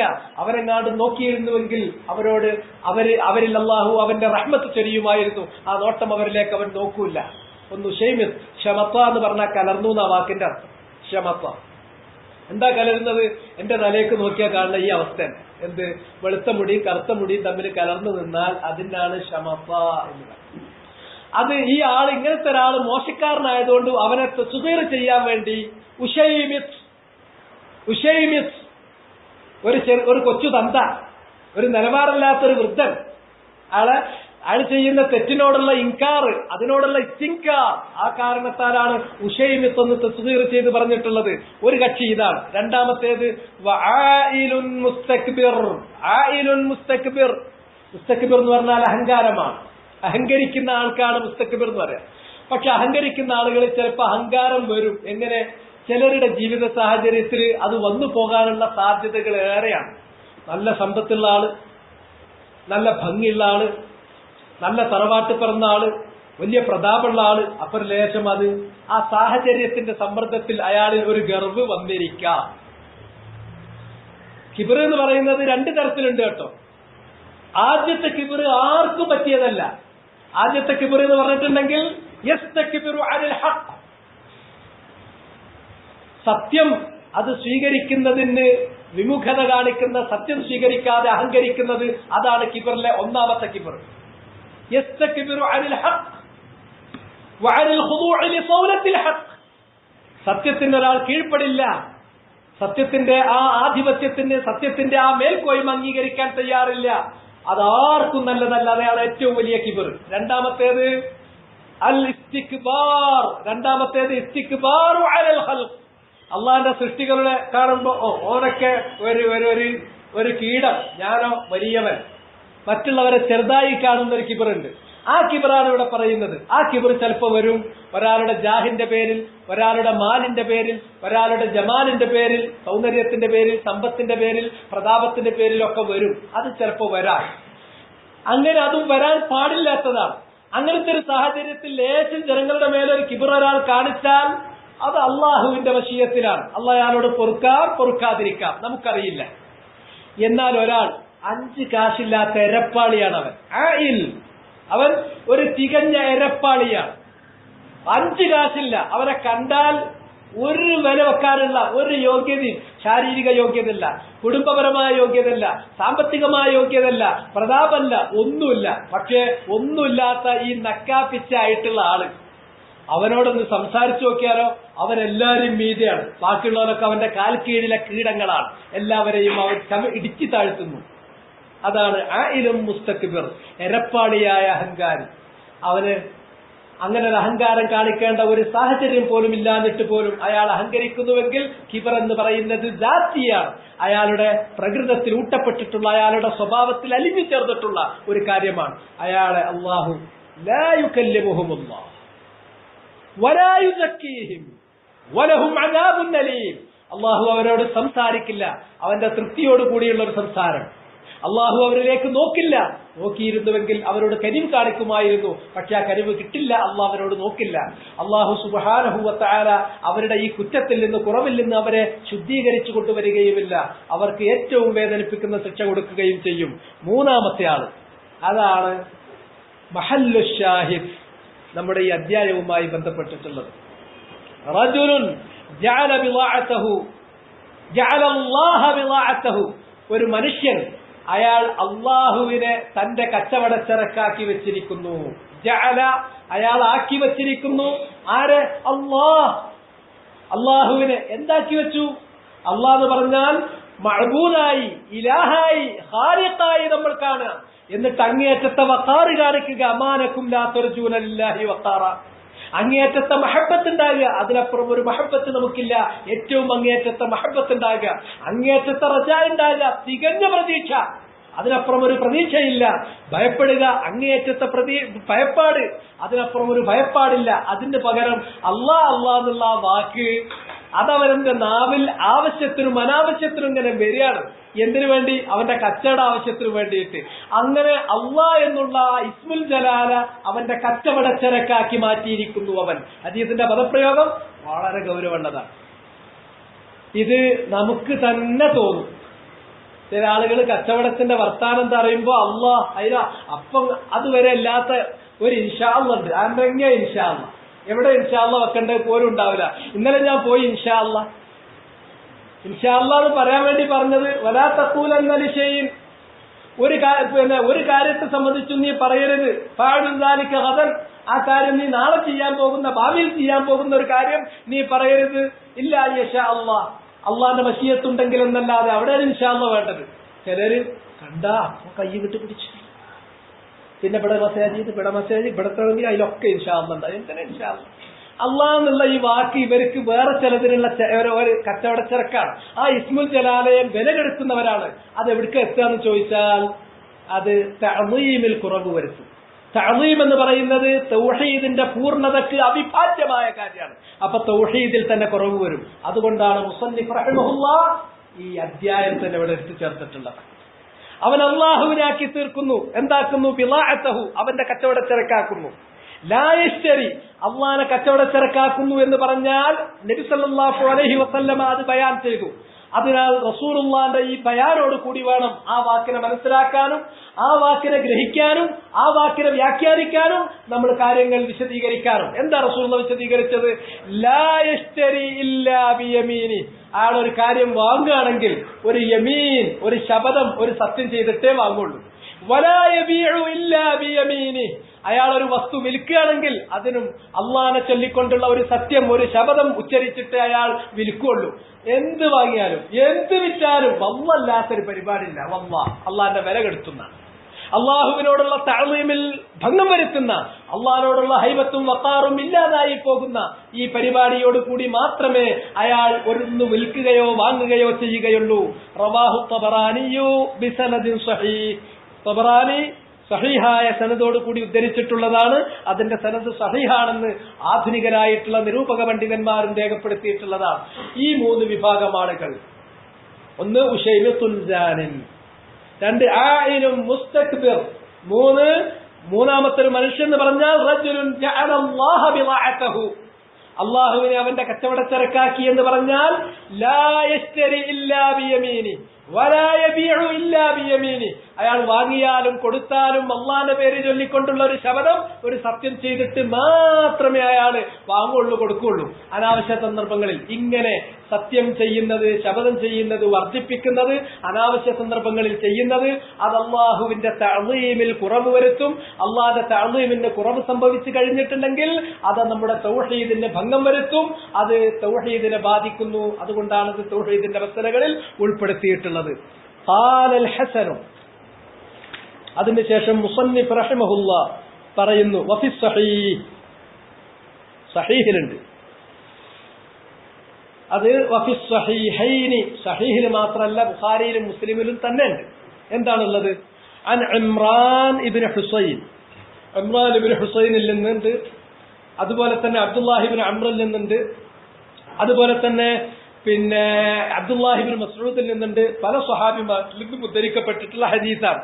ഖാല റസൂലുള്ളാഹ്, നബി സല്ലല്ലാഹു അലൈഹി വസല്ലമ പറഞ്ഞു, ഖൈറു ഉമ്മത്തി ഖർനി. അവിടെ റിവായത്തുകൾ പരിശോധിച്ചാൽ 3 വാക്കുകൾ സ്ഥിരപ്പെട്ടു വന്നിട്ടുണ്ട്. ഖൈറുൻ നാസി ഖർനി, ഖൈറുക്കും ഖർനി, ഖൈറു ഉമ്മത്തി ഖർനി. ഈ 3 റിവായത്തുകൾ സ്ഥിരപ്പെട്ടതാണ്. എന്നാൽ ചിലപ്പോൾ ജനങ്ങളുടെ നാവിൽ പ്രചാരത്തിലുള്ള ഖൈറുൽ ഖുറൂനി ഖർനി എന്ന് പറയുന്നത് ലം യസ്ബുത്, അങ്ങനെ ലഫ്ള് ഈ ഹദീസിൽ സ്ഥിരപ്പെട്ടു വന്നിട്ടുള്ളതല്ല. ഖൈറുൻ നാസ്, ഖൈറുക്കും, ഖൈറു ഉമ്മത്തി, ഇതാണ് സ്ഥിരപ്പെട്ടിട്ടുള്ള ലഫ്ള്. എന്റെ ഉമ്മത്തിൽ ഏറ്റവും ഉത്തമരായ ആളുകൾ ഖർനി, എന്റെ തലമുറയാണ്. തലമുറ എന്ന് പറയുമ്പോൾ 100 കൊല്ലം എന്ന് തെറ്റിദ്ധരിക്കരുത്. ആദ്യം പറയാനുള്ളത് ഖർനുൻ എന്ന് പറഞ്ഞിട്ടുണ്ടെങ്കിൽ 100 കൊല്ലം എന്നല്ല ഇതിന്റെ അർത്ഥം, ഒരു സെഞ്ചുറി എന്ന അർത്ഥത്തിലല്ല, ഒരു തലമുറ എന്നുള്ളതാണ്. നബി സല്ലല്ലാഹു അലൈഹി വസല്ലമയുടെ തലമുറ എന്ന് പറയുന്നത് സഹാബത്തിന്റെ തലമുറയാണ്. ഷെയ്ഖുൽ ഇസ്ലാം ഇബ്നു തൈമിയ്യ അതുപോലെയുള്ള മുഹഖിഖുകളായ പണ്ഡിതന്മാർ പറഞ്ഞത്, ഒരു സമൂഹം അതിൽ ഭൂരിഭാഗം ആളുകളും സഹാബികളാണെങ്കിൽ അത് സഹാബികളുടെ തലമുറ. ഒരു സമൂഹം, ആ സമൂഹത്തിൽ ഭൂരിഭാഗം ആളുകൾ താബിഈകളാണെങ്കിൽ അത് താബിഈകളുടെ തലമുറ. അടുത്തൊരു തലമുറ, ഒരു സമൂഹം വരുന്നു, ആ സമൂഹത്തിൽ ചിലപ്പോൾ ഒരു സഹാബി ഉണ്ടാകാം, അല്ലെങ്കിൽ ഇല്ലാതിരിക്കാം. പിന്നെ കുറച്ച് താബിഈങ്ങൾ ഉണ്ടാകാം, പക്ഷെ ഭൂരിഭാഗവും താബിഈങ്ങളാണെങ്കിൽ അത് താബിഈങ്ങളുടെ തലമുറ. ഇങ്ങനെയാണ് അത് കണക്ക് കൂട്ടേണ്ടത് എന്നതാണ് ഷെയ്ഖുൽ ഇസ്ലാം അത് വിശദീകരിച്ചിട്ടുള്ളത്. ഇബ്നു തൈമിയ്യ റഹ്മഹുല്ലാഹ്, ഷെയ്ഖ് ഇബ്നു ഉസൈമീൻ റഹ്മത്തുള്ളാഹി അലൈഹി അദ്ദേഹം ഇത് വിശദീകരിക്കുന്നിടത്ത് കൊല്ലക്കണക്കിന് തന്നെ കാര്യം പറഞ്ഞു പോയി. ആദ്യത്തെ തലമുറ സഹാബത്തിൽപ്പെട്ടിട്ടുള്ള ഏറ്റവും അവസാനത്തെ സഹാബി മരിച്ചത് ഹിജ്റ 110 അല്ലെങ്കിൽ 120 ആണ്, അതിൽ അപ്പുറം പോയിട്ടില്ല. അപ്പോ ഹിജ്റ വർഷം 120 വരെ ഉള്ളത് അതെന്താണ്? അത് സഹാബത്തിന്റെ കാലഘട്ടമായിട്ട് പരിഗണിക്കാം. അപ്പോ മുഴലമല്ല നോക്കുന്നത്, അവരിൽപ്പെട്ട അവസാനത്തെ ആളുകളെ ജീവിക്കുന്നത് ആ തലമുറയായി പരിഗണിച്ചു. അന്ന് അങ്ങനെ അതിന്റെ മാക്സിമത്തിലെടുത്താൽ, അതിന്റെ മാക്സിമം എക്സ്റ്റെന്റ് വരെ നമ്മൾ പോയാൽ ഹിജ്റാബ്ദം 120 വരെയുള്ളത് ഖൈറുക്കും അല്ലെങ്കിൽ ഖൈറു ഉമ്മത്തി ഖർനി, എന്റെ ഖർനാണ്, എന്നോടൊപ്പം ജീവിച്ച ആളുകൾ ജീവിച്ചിരിക്കുന്ന കാലഘട്ടമാണ് സ്വഹാബത്തിന്റെ കാലഘട്ടം. അത് കഴിഞ്ഞാൽ പിന്നെ താബിഈങ്ങൾ, നബിയെ കണ്ടിട്ടില്ല, സ്വഹാബത്തിനെ കണ്ടിട്ടുണ്ട്. അങ്ങനെയുള്ള ആളുകൾ ജീവിച്ചിട്ടുള്ളത് അത് ഹിജ്റ വർഷം 180 വരെയാണ്. ഹിജ്റ വർഷം 180 വരെയാണ്. എന്ന് വെച്ചാൽ താബിഈങ്ങളുടെ കാലം കഴിഞ്ഞിട്ട് 60 വർഷം കൂടി, താബിഈങ്ങളുടെ കാലം കഴിഞ്ഞിട്ട് 60 വർഷം വരെയുള്ളത്, അല്ല, സ്വഹാബത്തിന്റെ കാലം കഴിഞ്ഞിട്ട് 60 വർഷം വരെയുള്ള കാലം അത് താബിഈങ്ങളുടെ കാലമാണ്. താബിഈങ്ങളുടെ കാലം എന്ന് പറഞ്ഞാൽ ഹിജ്റ വർഷം 220 വരെയാണ്, അഥവാ പിന്നെ വരുന്ന 40 വർഷമാണ്. ആദ്യത്തേത് ഹിജ്റ 120 വരേക്ക് വന്നു, രണ്ടാമത്തേത് ഹിജ്റ 160 വരേക്ക് വന്നു, 180 വരേക്ക് വന്നു, മൂന്നാമത്തേത് ഹിജ്റ വർഷം 220 വരേക്ക് വന്നു. ആദ്യത്തേത് കഴിഞ്ഞാൽ താബിഈങ്ങളും സഹാബത്തും തമ്മിലുള്ളത് 60 വർഷത്തെ ഗ്യാപ്പ്. അതുപോലെ തന്നെ താബിഈങ്ങളും അവിടുന്ന് അങ്ങോട്ട് താബിഈങ്ങളുടേത് 40 വർഷത്തെ ഗ്യാപ്പ്. അഥവാ ഹിജ്റ 220 കൂടിയിട്ട് ഈ പറഞ്ഞ അതിന്റെ മാക്സിമം അളവിൽ അതിന്റെ അങ്ങേയറ്റത്തെ പരിധി നമ്മൾ എടുത്താലും ഉത്തമരായ 3 തലമുറകൾ എന്ന് പറയുന്നത് ഹിജ്റ 220 കൂടി അവസാനിച്ചു എന്ന് വേണം പറയാൻ. ഇങ്ങനെയാണ് പണ്ഡിതന്മാരെ വിശദീകരിച്ചിട്ടുള്ളത്. ഷെയ്ഖുൽ ഇസ്ലാം പറഞ്ഞ വിവക്ഷ എടുക്കാം, അല്ലെങ്കിൽ ഇബ്നു ഉസൈമീൻ പറഞ്ഞതുപോലെ റഹിമഹുമല്ലാഹ് അദ്ദേഹം പറഞ്ഞതുപോലെ നമുക്ക് വേണമെങ്കിൽ എന്ത് ചെയ്യാം, അതിനെ കൊല്ലക്കണക്കിനായിട്ട് കണക്കിലെടുക്കാം. അല്ലാതെ 100 വർഷം 300 വർഷങ്ങൾ എന്നാരും അതിനെ തെറ്റിദ്ധരിക്കരുത്. അതൊരു സമൂഹത്തിൽ അങ്ങനെ ഒരു ധാരണ ഉള്ളതുകൊണ്ടാണ് ഞാനത് ആ രൂപത്തിൽ ഇവിടെ വിശദീകരിച്ചത്. ഏതാണെങ്കിലും അത് ആ കാലഘട്ടങ്ങളിൽ ഒരു ഹുക്മ് പറയുമ്പോ അതിന് മുഅ്ളം എന്താണ്, അതാണ് നോക്കുക. സഹാബത്തിന്റെ കാലഘട്ടത്തിൽ അവർ ജീവിച്ച കാലത്ത് തന്നെ ബിദ്അത്തിന്റെ, പ്രത്യേകിച്ച് ഖദരിയ്യത്ത് തലപൊക്കി കഴിഞ്ഞിരുന്നു സഹാബത്തിന്റെ കാലത്ത്. ഖവാരിജികൾ തലപൊക്കി കഴിഞ്ഞിരുന്നു സഹാബത്തിന്റെ കാലത്ത്. പക്ഷെ അന്ന് സുന്നത്ത് വിജയിക്കുകയും മറ്റേതാരെങ്കിലും പറയുകയാണെങ്കിൽ സ്വകാര്യമായി പറയും, ഇല്ലെങ്കിൽ അടിച്ചമർത്തും. ഇങ്ങനത്തെ അവസ്ഥയാണ്. അങ്ങനെയാണ് താബിഈങ്ങളുടെ കാലത്തും. താബിഈങ്ങളുടെ കാലത്താകുമ്പോൾ സുന്നത്തിന് തന്നെയാണ് വിജയം. പക്ഷെ വിദ്യാർത്ഥികൾ വളരെ ശക്തമായി വന്നുകൊണ്ടിരുന്നു. പക്ഷേ മൂന്നാമത്തെ തലമുറ കഴിഞ്ഞപ്പോ പിന്നെ സ്ഥിതിയാകെ മാറി. പിന്നെ സത്യത്തിന്റെ ആളുകളും അവർ ചുരുങ്ങുകയും മറ്റവർക്ക് മേൽക്കൈ വന്നുകൊണ്ടിരിക്കുകയും ചെയ്തു. അതുകൊണ്ട് ആ മുഅ്ളമ് നോക്കിയിട്ടാണ്, അതിലെ ഗാലിബ് നോക്കിയിട്ടാണ് ഹുക്മ് പറയുന്നത്. എന്നാൽ തിരിച്ചൊരാൾ അങ്ങോട്ടും ഇങ്ങോട്ടും ഒക്കെ ഉണ്ടാകും. ഇനി അതുപോലെ തന്നെ ഖലഫിലേക്ക് നമ്മൾ പോന്നാൽ 220 ശേഷമുള്ള ഖുറൂനുൽ മുഫദ്ദല ശ്രേഷ്ഠമായ 3 തലമുറ കഴിഞ്ഞാൽ പിന്നീട് വരുന്ന ഖലഫിന്റെ തലമുറകളിൽ ശ്രേഷ്ഠരായ ആളുകൾ, ഇമാമിങ്ങൾ, ഇമാം അഹ്മദിനെ പോലെയുള്ള ആളുകൾ നമുക്ക് വേറെ കാണാൻ പറ്റും. പക്ഷെ അത് ഗാലിബല്ല, അത് മുഅ്ളമല്ല, അതിലെ മെജോറിറ്റി അതല്ല. അതുകൊണ്ടാണ് അങ്ങനെ ഹുക്മ് പറഞ്ഞു പോയിട്ടുള്ളത്. ഏറ്റവും നല്ലത് എന്റെ ഖർനാണ്. സുമ്മല്ലദീന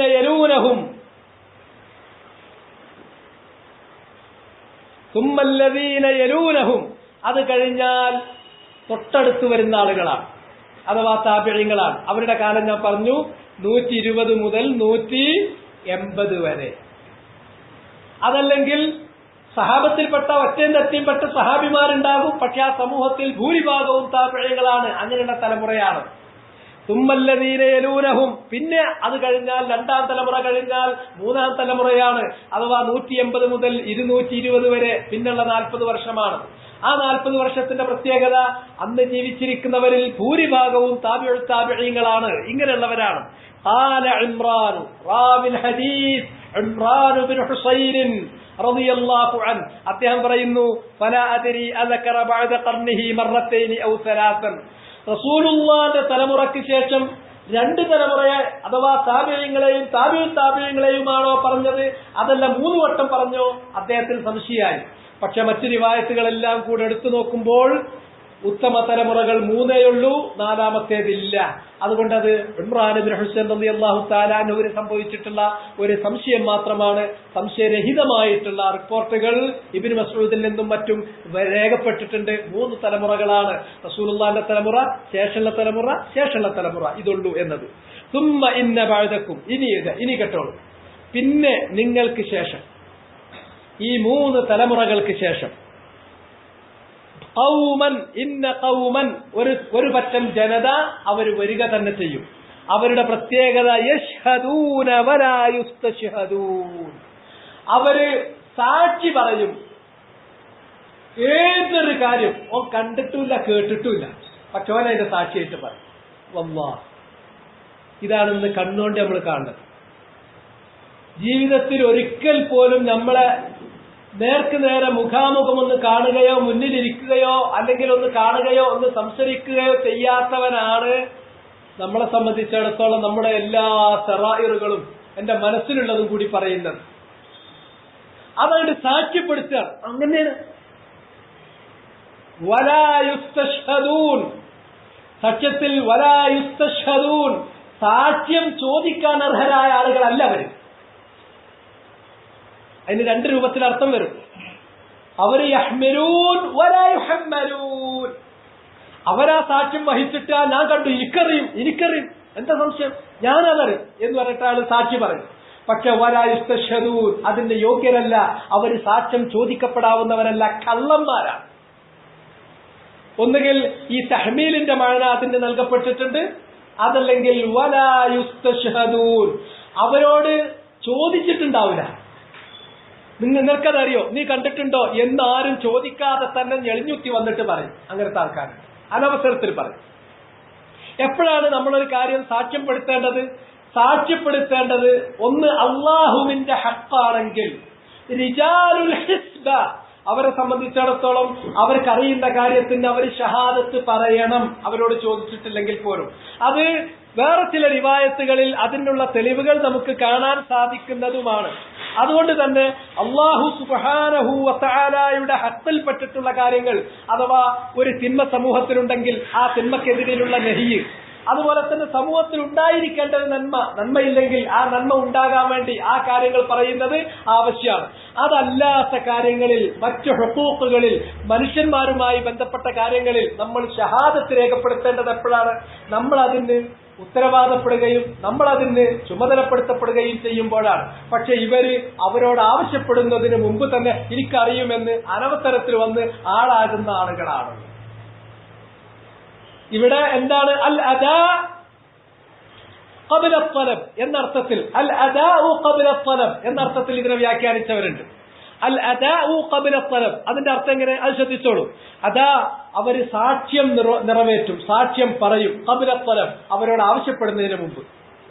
ആരെങ്കിലും പറഞ്ഞു? അല്ല, നാട്ടിൽ എന്തെങ്കിലും ഒരു വിഷയം നടന്നാൽ ആ വിഷയവുമായിട്ട് യാതൊരു തരത്തിലും ബന്ധമില്ലാത്തവൻ തന്നെ പെട്ടെന്ന് നീച്ചു വന്നിട്ട് ഓന് എനിക്കറിയാം, ഇയാളെ കണ്ടിക്കണം, ഞാൻ കേട്ടിക്കണം, ഒന്നും ഉണ്ടാവില്ല, പക്ഷെ ഓനറിയാം.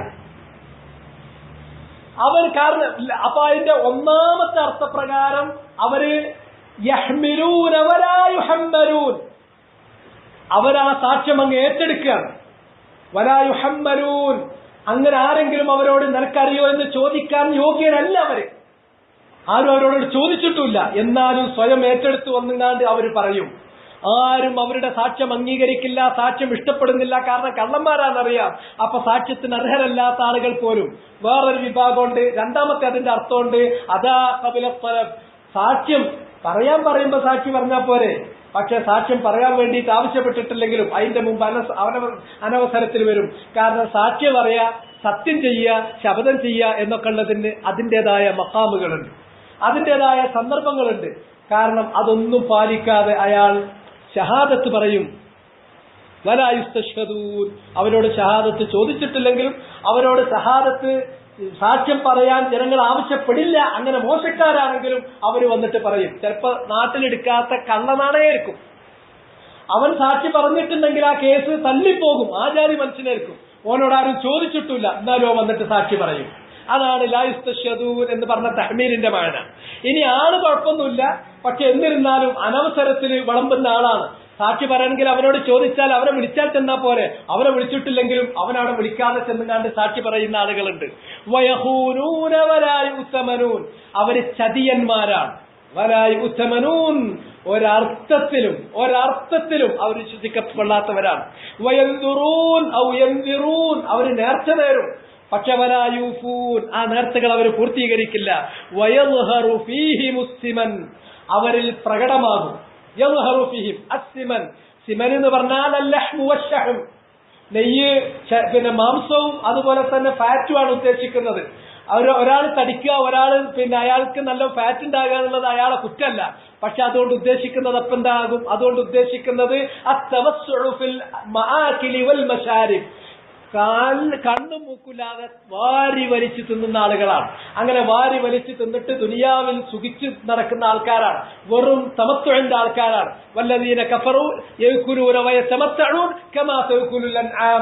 കാഫിരീങ്ങളുടെ സ്വഭാവത്തിലാണ് ഇത് പറഞ്ഞത്. കന്നുകാലികളെ പോലെ വാരി വലിച്ചു തിന്നുന്നത് അത് കാഫിരീങ്ങളാണ്. ഒരു മുഅ്മിൻ എന്ന് പറഞ്ഞാൽ അവന്റെ തീറ്റക്കും ചില അതിരുകളും ചില ലിമിറ്റുകളും ഉണ്ട്. ഈ ലിമിറ്റുകളൊന്നും നോക്കാതെ തിന്ന് അവസാനം തടിച്ച് ഫാറ്റായി നടക്കുന്ന ആ തിമനുള്ള ആളുകളാണ്.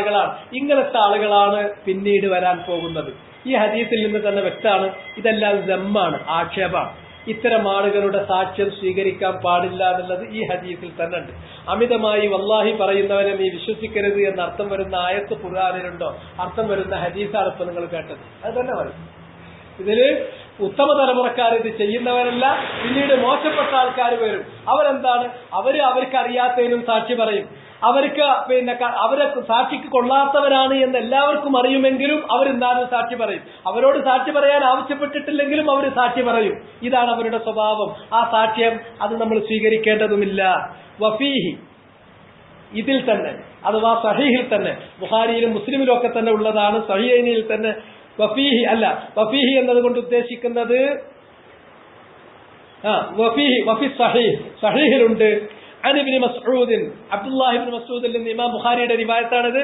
ഖൈറുൻ നാസി ഖർനി, മൊത്തം മാനവരാശിയിൽ ഏറ്റവും നല്ലവർ എന്റെ കൂടെ ജീവിച്ചിട്ടുള്ള സ്വഹാബികളാണ്. അത് സ്വഹാബത്തിന്റെ ഫളായിൽ പറയുന്നിടത്ത് നമ്മൾ വിശദീകരിക്കാറുള്ള കാര്യമാണ്. തുമ്മല്ലദീന യലൂനഹും, സ്വഹാബത്ത് കഴിഞ്ഞാൽ പിന്നെ ഏറ്റവും യോഗ്യരായ ആളുകൾ അവർക്ക് തൊട്ടുപിറകിൽ വരുന്ന താബിഈകളുടെ തലമുറയാണ്. തുമ്മല്ലദീന യലൂനഹും, പിന്നെ അവർക്ക് തൊട്ടുപിറകിൽ വരുന്ന തലമുറയാണ്.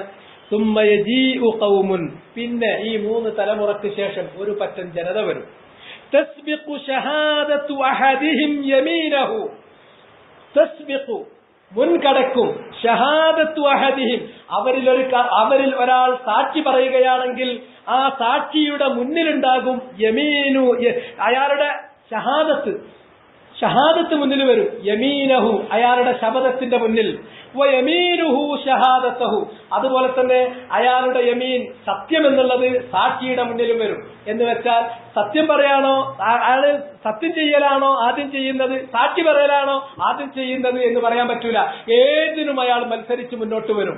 എവിടെയെങ്കിലും അദ്ദേഹം ഒരു കാര്യം നിനക്ക് അറിയോ എന്ന് ചോദിച്ചാൽ അതിന്റെ ഷഹാദത്ത് രേഖപ്പെടുത്തുകയാണെങ്കിൽ വല്ലാഹി വെച്ചിട്ട് അയാൾ സാക്ഷ്യം രേഖപ്പെടുത്തുള്ളൂ. ഇതാണ് നേരത്തെ പറഞ്ഞ ചോദ്യത്തിനുള്ള കൃത്യമായ ഉത്തരം. പിന്നെ ഒരു പറ്റം ആളുകൾ വരും, അഥവാ ദുഷിച്ച തലമുറയിൽപ്പെട്ടിട്ടുള്ള കൊള്ളരുതാത്ത ആളുകൾ. അവരുടെ പ്രത്യേകത, അവരോടൊരു കാര്യം അറിയോ എന്ന് ചോദിച്ചാൽ നീ കണ്ടോ, അല്ലെങ്കിൽ നീ കേട്ടോ, അല്ലെങ്കിൽ നീ അറിഞ്ഞോ, നിനക്ക് അനുഭവമുണ്ടോ എന്ന് ചോദിച്ചാൽ അയാൾ ആ ഷഹാദത്ത് അറിയുമെങ്കിലും അറിയില്ലെങ്കിലും അയാൾ രേഖപ്പെടുത്തും. പക്ഷെ ഷഹാദത്തിന്റെ കൂടെ അതിന്റെ മുന്നിൽ യമീനുണ്ടാവും. വല്ല നമ്മളെ കണ്ണോണ്ട് കണ്ടതാ, വല്ല ഈ ചെവിയാ കേട്ടത്, വല്ല ഈ കൈകൊണ്ട് അയാളെ പിടിച്ചു നിന്നിട്ടുണ്ടായിരുന്നു ആ നേരത്ത്, അങ്ങനെയാണ് വല്ലാഹി വെച്ച് പറയും. ഇത് ആളുകളുടെ ഒരു സ്വഭാവമാണ്. അയാളുടെ ഷഹാദത്താണോ അല്ല യമീനാണോ ആദ്യം എന്നത് പറയാൻ കഴിയില്ല. രണ്ടിനും അയാൾ എന്തില്ല, ഒരു വിലയും കൽപ്പിക്കുന്നില്ല. ഷഹാദത്ത് എന്നുള്ളത് അമാനത്തുൻ വ മസ്ഊലിയ്യഹ, അതൊരു വലിയ അമാനത്താണ്. നമ്മളൊരു കാര്യം അറിയോ എന്ന് ചോദിച്ചാൽ ശരിക്കും കൃത്യമായും നമുക്കറിയുന്നത് മാത്രമേ അറിയും എന്ന് പറയാൻ പാടുള്ളൂ. അതിലെ അയാൾ സാക്ഷിയായി വർത്തിക്കാനും പാടുള്ളൂ. തനിക്ക് കൃത്യമായി അറിവില്ലാത്ത അനുഭവമില്ലാത്ത ഒരു കാര്യത്തെക്കുറിച്ച് സാക്ഷിക്ക് മുതിരരുത്. സാക്ഷി പറയുകയാണെങ്കിൽ അവിടെ ഒരു കാരണവശാലും യമീൻ വല്ലാഹി അതിന്റെ മുന്നിൽ കൂട്ടുകയും ചെയ്യരുത്. ആ കാര്യം അയാൾ സാക്ഷി പറഞ്ഞതിനെ ഒരാൾ നിഷേധിക്കുകയാണെങ്കിൽ അപ്പോ ഖാളി, ജഡ്ജ് അയാളോട് പറയാണ്, അയാൾ നിഷേധിക്കുന്നു, താങ്കൾ സത്യം ചെയ്യാൻ ഒരുക്കമാണോ? അപ്പോഴാണ് അദ്ദേഹത്തോട് സത്യത്തിന് ആവശ്യപ്പെടുന്നത്.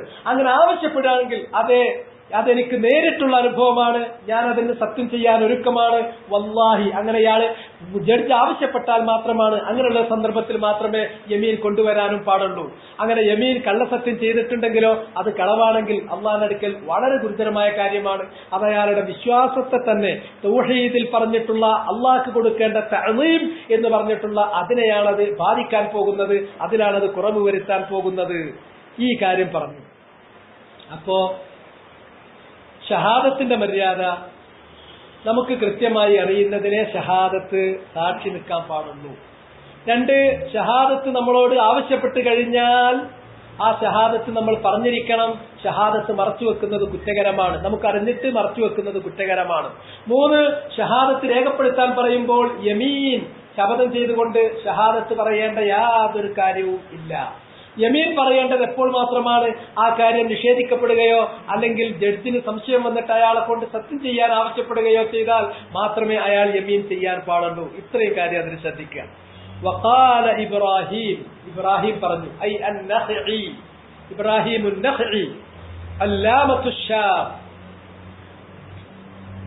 അദ്ദേഹം മിൻ കിബാരി താബിഈൻ, താബിഈങ്ങളുടെ കൂട്ടത്തിൽ ഏറ്റവും അഗ്രേസരനായ പണ്ഡിതനാണ് ഇബ്രാഹിം അൻ-നഖഈ. അദ്ദേഹം പറയാണ്, കാനൂ യദ്രിബൂനന, അവര് ഞങ്ങളുടെ മുതിർന്ന തലമുറ, ഞങ്ങളുടെ തലമുറ എന്ന് പറഞ്ഞാൽ സഹാബത്തിനെ കണ്ട് സഹാബത്തിന്റെ തർബിയത്ത് കിട്ടിയ ആളുകളാണ് അവർ.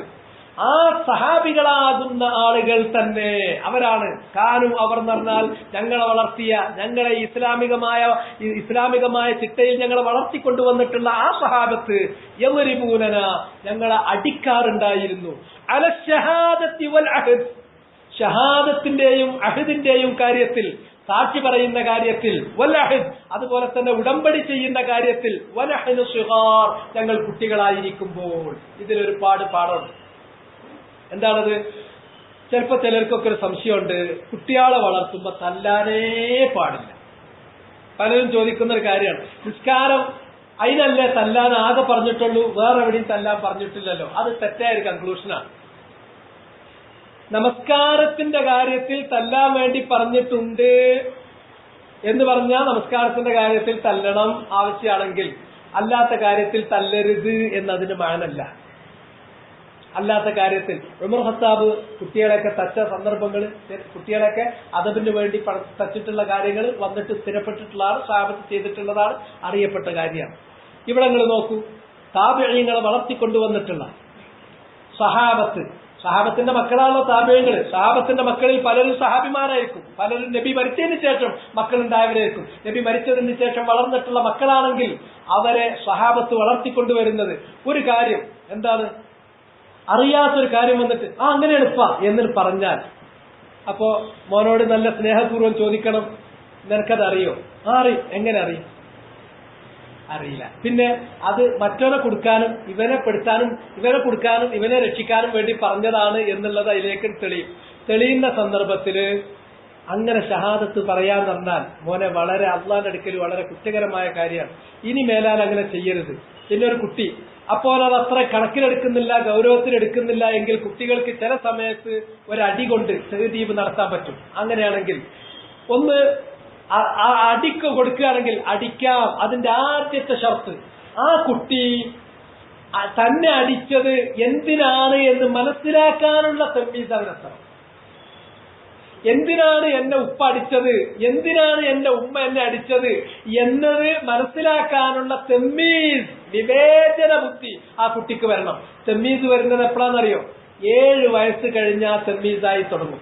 7 വയസ്സ് കഴിഞ്ഞാൽ തമ്മീസായി തുടങ്ങും. 9 വയസ്സോട് കൂടിയിട്ട് തമ്മീസ് പൂർണ്ണായി. 7ന്റെ 9ന്റെ ഇടയ്ക്ക് തമ്മീസായി. അപ്പൊ 7 വയസ്സിന് മുമ്പ് ഒരു കുട്ടിയെ നമ്മൾ തല്ലാന്ന് പറഞ്ഞാൽ എന്തിനാ തച്ചത്? ചിലരുണ്ടാകും പെരും അടിയന്റെ അടിക്കും. പിന്നെ എന്തിനാ അടിച്ചത്? ആ അടിച്ചാർക്കും അറിയില്ല, ആ കുട്ടിക്കും അറിയില്ല. എന്നിട്ട് ആ കുട്ടി പള്ളിക്കാട്ടിലൊക്കെ പോയിട്ട് 3 ദിവസം ഇങ്ങനെ കുത്തിരുന്നു എന്നൊക്കെ ചായ അടിക്കുമ്പോൾ ഒരാൾ പറയണ്ടായിരുന്നു. ഒരു ചോറ് കഴിക്കാൻ പറഞ്ഞിട്ട് ചോറ് കഴിച്ചില്ല, വാപ്പ അടിച്ചു. അടിച്ചേക്കുന്നു. പിന്നെ കുട്ടിയാണ് ഓടി. പിന്നെ കുട്ടി ഓടിയിട്ട് തെരഞ്ഞിട്ട് എവിടെയും കാണുന്നില്ല. പിന്നെ അവിടെ ഒരു പള്ളിക്കാട്ടിലുണ്ടായിരുന്നു. 3-ാം ദിവസം കണ്ടത് അവിടെ ഇങ്ങനെ ഇരിക്കുകയാണ്. ഇങ്ങനത്തെ അടിക്കും ഒരു കാര്യമല്ല. അപ്പൊ അടിക്കുമ്പോ നിർബന്ധമായിട്ടും തമ്മീസുള്ള കുട്ടികളെ അടിക്കാവും. തമ്മീസ് സ്വാഭാവികമായും കൊല്ലം നിറങ്ങുന്നത് അതിന്റെ ഒരു കണക്കല്ല. പക്ഷെ നമുക്ക് മനസ്സിലാക്കാൻ വേണ്ടിയിട്ട് എന്നെ ഉപ്പ അടിച്ചത് ഇന്നതിനാണ് എന്ന് മനസ്സിലാക്കാനുള്ള ഒരു വകതിരിവിന്റെ പ്രായം 7 വയസ്സിന്റെ മുമ്പ് അത് നോർമലി കുറവായിരിക്കും. 7 വയസ്സ് മുതൽ 9 വയസ്സോട് കൂടി അത് എത്തിയിട്ടുണ്ടാകും. പിന്നെ 10 വയസ്സായിട്ട് ശരിക്ക് 10 വയസ്സായി ഒരു കുട്ടി നിസ്കരിക്കണില്ലെങ്കിൽ അടിക്കേണ്ടതാണ്. അതാണ് നബി സല്ലല്ലാഹു അലൈഹി വസല്ലം അവിടെ പറഞ്ഞത്, വദരിബൂഹും അലൈഹ വഹും അബ്നാഉ 10 സിനീൻ. 10ാമത്തെ വയസ്സിക്ക് ഒരു കുട്ടി കടന്നു 10 വയസ്സുള്ള മകനാണെങ്കിൽ അവരെന്ത് ചെയ്യണം? നമസ്കരിക്കുന്നില്ലെങ്കിൽ അടിക്കാൻ വേണ്ടി പറഞ്ഞതും അതുകൊണ്ടാണ്. ഇത് നിസ്കാരത്തിന് മാത്രമല്ല ബാക്കിയുള്ള കാര്യത്തിലും. അപ്പൊ അറിയാത്തതിൽ ഒരുത്തനെ പക്ഷം ചേരാൻ മറ്റൊരുത്തനെ കൊടുക്കാൻ ഒക്കെ വേണ്ടിയിട്ട് അറിയാത്തത് അറിയുന്നു പറഞ്ഞ് ഷഹാദത്തുമായിട്ട് ഞാൻ കണ്ടിരിക്കുന്നു എനിക്കറിയാം എന്ന് പറഞ്ഞു വന്നാൽ ചിലപ്പോ അവന്റെ ആ ധിക്കാരത്തിന് ചിലപ്പോൾ ഒരു അടി വെച്ചു കൊടുക്കണം. അടി വെച്ചു കൊടുക്കുന്ന സമയത്ത് അവൻ അത് മനസ്സിലാകണം. രണ്ടാമത് ആ അടി വെച്ചു കൊടുക്കുന്നത് ലാ ഇൻതിഖാമൻ ലിനഫ്സിഹി, കുട്ടിനോട് നമുക്കൊരു വെറുപ്പും പ്രതികാരം തോന്നിയിട്ട് പ്രതികാരം തീർക്കുന്നതാകരുത്. പലപ്പോഴും തള്ളാരി തല്ലുമ്പോൾ ഉണ്ടാകുന്ന ഒരു പ്രശ്നം ഇതാണ്. അവര് തെഹ്ദീബിന്റെ ബാബിലല്ല അവരെ തല്ലു വരിക, ഇന്തിഖാമിന്റെ ബാബിലാണ് വരിക. അതുകൊണ്ടാണ് ആണുങ്ങൾക്ക് കുറച്ചും കൂടി ബുദ്ധി ഉണ്ട് എന്ന് പറയുന്നത്. അതുകൊണ്ട് തന്നെ കുട്ടികളെ വളർത്തുന്ന കാര്യത്തിൽ ഷഹാമത്ത് വേണം. പെണ്ണുങ്ങള് കുറച്ച് മുതിർന്ന കുട്ടികളെ കുറച്ച് മുതിരുമ്പോ വളർത്താൻ തുടങ്ങിയാൽ ആ ഷഹാമത്ത് ഉണ്ടാവില്ല. അതുകൊണ്ട് ആ ഷഹാമത്തിന് വേണ്ടിയിട്ട് അത് എന്തിനെന്നൊക്കെ മനസ്സിലാകുന്ന രൂപത്തിൽ തനിക്ക് വേണ്ടിയിട്ട് പ്രതികാരം എടുക്കാൻ വേണ്ടിയിട്ടല്ല. ചില മാഷന്മാർ കുട്ടികളെ തച്ചാൽ ആ കുട്ടികൾ മാഷന്മാരെ വണ്ടി മുഴുവൻ കേടിയെത്തിയിട്ടുണ്ടാവും. കാരണം എന്താ വെച്ചാൽ കുട്ടികൾക്ക് മനസ്സിലായിട്ടില്ല എന്തിനാ തച്ചത്. അയാൾ എന്നോടുള്ള ദേഷ്യമാണ്. അയാൾ ഞാൻ വന്നു ചേർന്ന് അന്ന് മുതൽ എന്നെ നോട്ടത്തിൽ വെച്ചതാണ്, ഞാൻ അനങ്ങിയ വേറുള്ളവർക്കൊന്നും അയാൾക്കൊരു പ്രശ്നമല്ല എന്നൊക്കെ പറയണത് ഇന്തിഖാമാണ് ആ കുട്ടിക്ക് ഫീൽ ചെയ്യുന്നത്. അവനോടുള്ള എന്തോ ഒരു റിവഞ്ച്, ഒരു പ്രതികാരം തീർക്കാനാണ് കുട്ടിക്ക് ഫീൽ ചെയ്യുന്നത്. അത് തഹ്ദീബിന്റെ ബാബല്ല. മറിച്ച് ഒരു അടി അടിച്ചു കഴിഞ്ഞാൽ അപ്പോ ഒന്ന് വേദനിച്ചാലും പിന്നെ ആ കുട്ടിക്ക് തോന്നണം മാഷ് എന്നെ തച്ചത് കൃത്യമായിട്ടും എനിക്ക് കിട്ടേണ്ടത് തന്നെയായിരുന്നു, ഞാൻ ചെയ്യാൻ പറ്റാത്തൊരു കാര്യം ചെയ്തതുകൊണ്ടാണ്. പിന്നെ മാഷ അവനൊന്ന് വിളിച്ച് അത് സാറില്ല സാറില്ല എനിക്ക് മനസ്സിലായെന്ന് പറഞ്ഞു പോകുന്ന ഒരവസ്ഥയിലെ തച്ചിട്ട് കാര്യമുള്ളൂ. അല്ലെങ്കിൽ തല്ല് പിന്നെ ഇങ്ങോട്ടും കിട്ടും, ചിലപ്പോൾ ഒളിഞ്ഞിരുന്നിട്ട് കയറി. ഇക്കാലത്ത് കുറച്ചുകൂടി കൂടുതലാണ്, അതിലും വരുന്നൊക്കെ വരും. അതുകൊണ്ട് സൂക്ഷിക്കുക. കുട്ടികളെ തല്ലുമ്പോൾ ന്യായമായ കാരണത്തിന് മാത്രമേ ആകാവുള്ളൂ, ചെറിയ കാര്യത്തിനാകരുത്. ശറ അംഗീകരിക്കുന്ന കാര്യത്തിന്. രണ്ട് തെമ്മീസുള്ള പ്രായത്തിലേ തല്ലാവുള്ളൂ. മൂന്നാമത്തേത് ആ അടി തന്നെ എന്താകരുത്, മുബർരിഹാകരുത്, മുറിപ്പെടുത്തുന്ന തരത്തിലോ അല്ലെങ്കിൽ മുഖത്തോ ആകരുത്. നാലാമത്തേത് അത് തഹ്ദീബിന്റെ ബാബിലേ പാടുള്ളൂ, ഇന്തിഖാമിന്റെ ബാബിൽ പാടില്ല. ഇതൊക്കെ അതിന്റെ ശുറൂത്തുപ്പെട്ടതാണ്. ഏതാണെങ്കിലും സഹാബത്ത് തച്ചിരുന്നതിനുള്ള തെളിവാണ്. അവർ ഞങ്ങളെ തല്ലാറുണ്ടായിരുന്നു. വനഹ്നു സുഗാർ, ഞങ്ങൾ കുട്ടികളായിരിക്കുമ്പോൾ അല ഷഹാദത്തി വലഹ്, അതുപോലെ തന്നെ അഹിദ് വാക്ക് കൊടുക്കുക എന്നിട്ട് വാക്ക് ലംഘിക്കുക പാടില്ലാത്ത കാര്യമാണ്. ആ അഹിദ് ചിലപ്പോ അടി വാപ്പാന്റെ വിലായത്തിനനുസരിച്ചിരിക്കും. 15 വയസ്സാകുന്നതോട് കൂടിയിട്ട് ആ കുട്ടി പൂർണ്ണനായി. പക്ഷെ പൂർണ്ണ വയസ്സുകൊണ്ട് പൂർണ്ണനായി, അല്ലെങ്കിൽ അതിന്റെ മുമ്പ് ഇഹ്തിലാമുണ്ടായാൽ കുട്ടി ഒരു ബുലൂഗിലെത്തി കഴിഞ്ഞിട്ടുണ്ടെങ്കിൽ പിന്നെ വാപ്പാക്ക് അയാളുടെ മേൽ അധികാരമൊക്കെ ഉണ്ട്. അവരെ അദബിന് വേണ്ടി തഹ്ദീബിന് വേണ്ടി ചെയ്താൽ ഗുണം ചെയ്യുമെങ്കിൽ, അല്ലെങ്കിൽ പിന്നെ ബുലൂഗെത്തി കഴിഞ്ഞാൽ അവരെ നമ്മൾ വിടണം, അവർ വന്നായിട്ടാൽ. ഫീഹി മസാഇൽ, ഇതിൽ മസലകളുണ്ട്. ആ മസലകൾ ഓരോന്ന് പരിശോധിക്കാം. ഒന്ന് അൽ-ഊല അൽ വസിയ്യത്തു ബി ഹിഫ്ളിൽ ഈമാൻ, നമ്മൾ സത്യം ചെയ്യുകയാണെങ്കിൽ ശപഥം ചെയ്യുകയാണെങ്കിൽ അത് സൂക്ഷിക്കണം എന്നുള്ള അള്ളാന്റെ വസിയ്യത്ത്, അള്ളാന്റെ കൽപ്പന. വഹ്ഫദൂ ഈമാനക്കും, അത് അതിന്റെ 3 തലങ്ങളിലും. ഒന്ന് ശപഥം ചെയ്യുമ്പോൾ അത്യാവശ്യമുള്ള കാര്യത്തിനല്ലെങ്കിൽ ശപഥം ചെയ്യാതിരിക്കൽ, ശപഥം ഒഴിവാക്കലാണ് ഒന്നാമത്തേത്. രണ്ടാമത്തേത് അത് ലംഘിക്കാതിരിക്കലാണ്. മൂന്നാമത്തേത് ലംഘിച്ചാൽ അതിനുള്ള കഫാറത്ത് കൊടുക്കലാണ്. ഇങ്ങനെ 3 തലങ്ങളിലും അള്ളാഹുവിന്റെ പേര് ചൊല്ലി നമ്മൾ നടത്തിയിട്ടുള്ള സത്യം, ശപഥം, അത് കാത്തു സൂക്ഷിക്കുന്ന കാര്യം, അതിനുള്ള വസിയ്യത്ത്. 2 അൽ-ഇഖ്ബാറു ബിഅന്ന അൽ-ഹലിഫ മൻഫഅത്തുൻ ലിസ്സിൽഅ മംഹഖത്തുൻ ലിൽബറക, കച്ചവടക്കാർ ശ്രദ്ധിക്കേണ്ട കാര്യം അതാണ്. കാരണം സത്യം ചെയ്യുന്നത്, ശപഥം ചെയ്യുന്നത് നിങ്ങളുടെ ചരക്കുകളെ ചെലവഴിക്കാൻ, അത് ചെലവാക്കാൻ ഉപകരിക്കുന്നതാണ്. പക്ഷേ അതിന് നേർവിപരീതമായ ഫലമുണ്ട്. അത് നിങ്ങളുടെ ബറക്കത്ത്, അത് നിങ്ങളുടെ എല്ലാവിധത്തിലുള്ള ബർക്കത്തുകളെയും അതുപോലെ നിങ്ങളുടെ കസ്ബിനെയും നശിപ്പിക്കുന്നതാണെന്ന് ഓർത്തേക്കുക. മൂന്നാമത്തേത് അൽ-വഈദു ശദീദു ഫീമൻ ലാ യബീഉ വലാ യശ്തരി ഇല്ലാ ബിയമീനി, സത്യം ചെയ്തിട്ടല്ലാതെ ഒരു കാര്യം വിൽക്കൂല വാങ്ങൂല. ഏത് കച്ചവടത്തിലും അനാവശ്യമായി യമീൻ നടത്തുന്ന ആൾ, അയാളെ സംബന്ധിച്ച് പറഞ്ഞിട്ടുള്ളത് അള്ളാഹുവിനെ അയാൾ കച്ചവടച്ചരക്കാക്കി എന്നാണ്. അതാണ് വഅദുൻ ശദീദ്, ശക്തമായ താക്കീത് അള്ളാഹു നൽകിയിട്ടുള്ളത്. നാലാമത്തേത് അത്തംബീഹു അലാ അന്നൽ ദംബ യഅ്ദുമു മഅ ഖില്ലത്തി ദാഇ, ഒരു തെറ്റ് തന്നെ 2 സന്ദർഭങ്ങളിൽ അതിന്റെ വലുപ്പം കൂടുകയും കുറയുകയും ചെയ്യും. സിന, യുവാവായിരിക്കുമ്പോൾ അയാൾക്ക് സെക്ഷൽ അപ്പറ്റേറ്റ് വളരെയധികം സ്ട്രെസ് ചെയ്യുന്ന ഒരു സമയത്ത് ചെയ്യുന്ന സിനയും, എന്നാൽ ഉശൈമിത്ത് അയാളൊരു വൃദ്ധനാകുമ്പോൾ ചെയ്യുന്നതും തമ്മിൽ വ്യത്യാസമുണ്ട്. കാരണം യുവത്വത്തിൽ അതിനുള്ള പ്രേരണ കൂടുതലാണ്, വൃദ്ധനാകുന്ന സന്ദർഭത്തിൽ അതിൽ പ്രേരണ കുറഞ്ഞു. അതുകൊണ്ട് തന്നെ വൃദ്ധനായ ഒരാൾ വ്യഭിചരിച്ചാൽ കൂടുതൽ തെറ്റാണുള്ളത്. അതുപോലെ തന്നെ ഒന്നുമില്ലാത്ത ഒരാൾ, നക്കാപ്പിച്ചല്ലാത്ത ഒരാൾ അഹങ്കരിച്ചാൽ അതിൻ്റെത് കുറച്ചും കൂടി കൂടുതലാണ് എന്ന കാര്യം നമ്മൾ മനസ്സിലാക്കണം. അൽ ഖാമിസത്തു, 5-ാമത്തേത് ദമ്മുല്ലദീന യഹ്ലിഫൂൻ വലാ യുസ്തഹ്ലഫൂൻ, ശപഥം ചെയ്യണമെങ്കിൽ ശപഥം ചെയ്യാൻ ആവശ്യപ്പെടണം. അപ്പൊ ശപഥം ചെയ്യാൻ, സത്യം ചെയ്യാൻ ആവശ്യപ്പെടാതെ പിന്നെ വെറുതെ അനവസരത്തിൽ അനാവശ്യമായി ശപഥം ചെയ്യുന്നതിനെ എതിർക്കപ്പെട്ടിട്ടുണ്ട്, ആക്ഷേപിച്ചിട്ടുണ്ട്. അതാണ് യശ്ഹദൂന വലാ യുസ്തശ്ഹദൂൻ യഹ്ലിഫൂന വലാ യുസ്തഹ്ലഫൂൻ.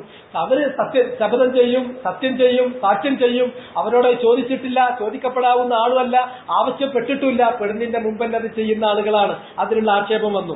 അസ്സാദിസത്തു സനാഉഹു അലൽ ഖുറൂനി സലാസ അവിൽ അർബഅ, 3 നൂറ്റാണ്ടുകൾ അല്ലെങ്കിൽ 3 തലമുറകൾ അല്ലെങ്കിൽ 4 തലമുറകളെ അള്ളാഹ് പുകഴ്ത്തിയിട്ടുള്ളത്.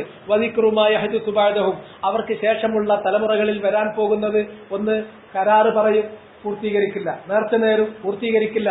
അവര് സത്യമാണോ ശപഥമാണോ രണ്ടിലും അവർ സൂക്ഷിക്കില്ല, രണ്ടും മുന്നിലേക്ക് വരും. ഒരു ശപഥം ചെയ്യുകയാണെങ്കിൽ അതിന്റെ മുമ്പ് സത്യം ചെയ്യും. സത്യം ചെയ്തിട്ടല്ലാതെ അയാൾ ഒരിക്കലും ഒരു സാക്ഷ്യം പറയുകയില്ല. സാക്ഷ്യത്തിന് വിളിച്ചിട്ടില്ലെങ്കിലും അയാൾ സാക്ഷ്യത്തിന് ചെല്ലും.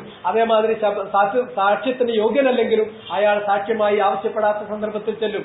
ഇങ്ങനെ സാക്ഷ്യത്തിന്റെ കാര്യത്തിലും സത്യത്തിന്റെ കാര്യത്തിലും ഒരു സൂക്ഷ്മതയും അള്ളാഹുവിനോടുള്ള ഒരു താഴ്മയും പുലർത്താത്ത ആളുകൾ വരും.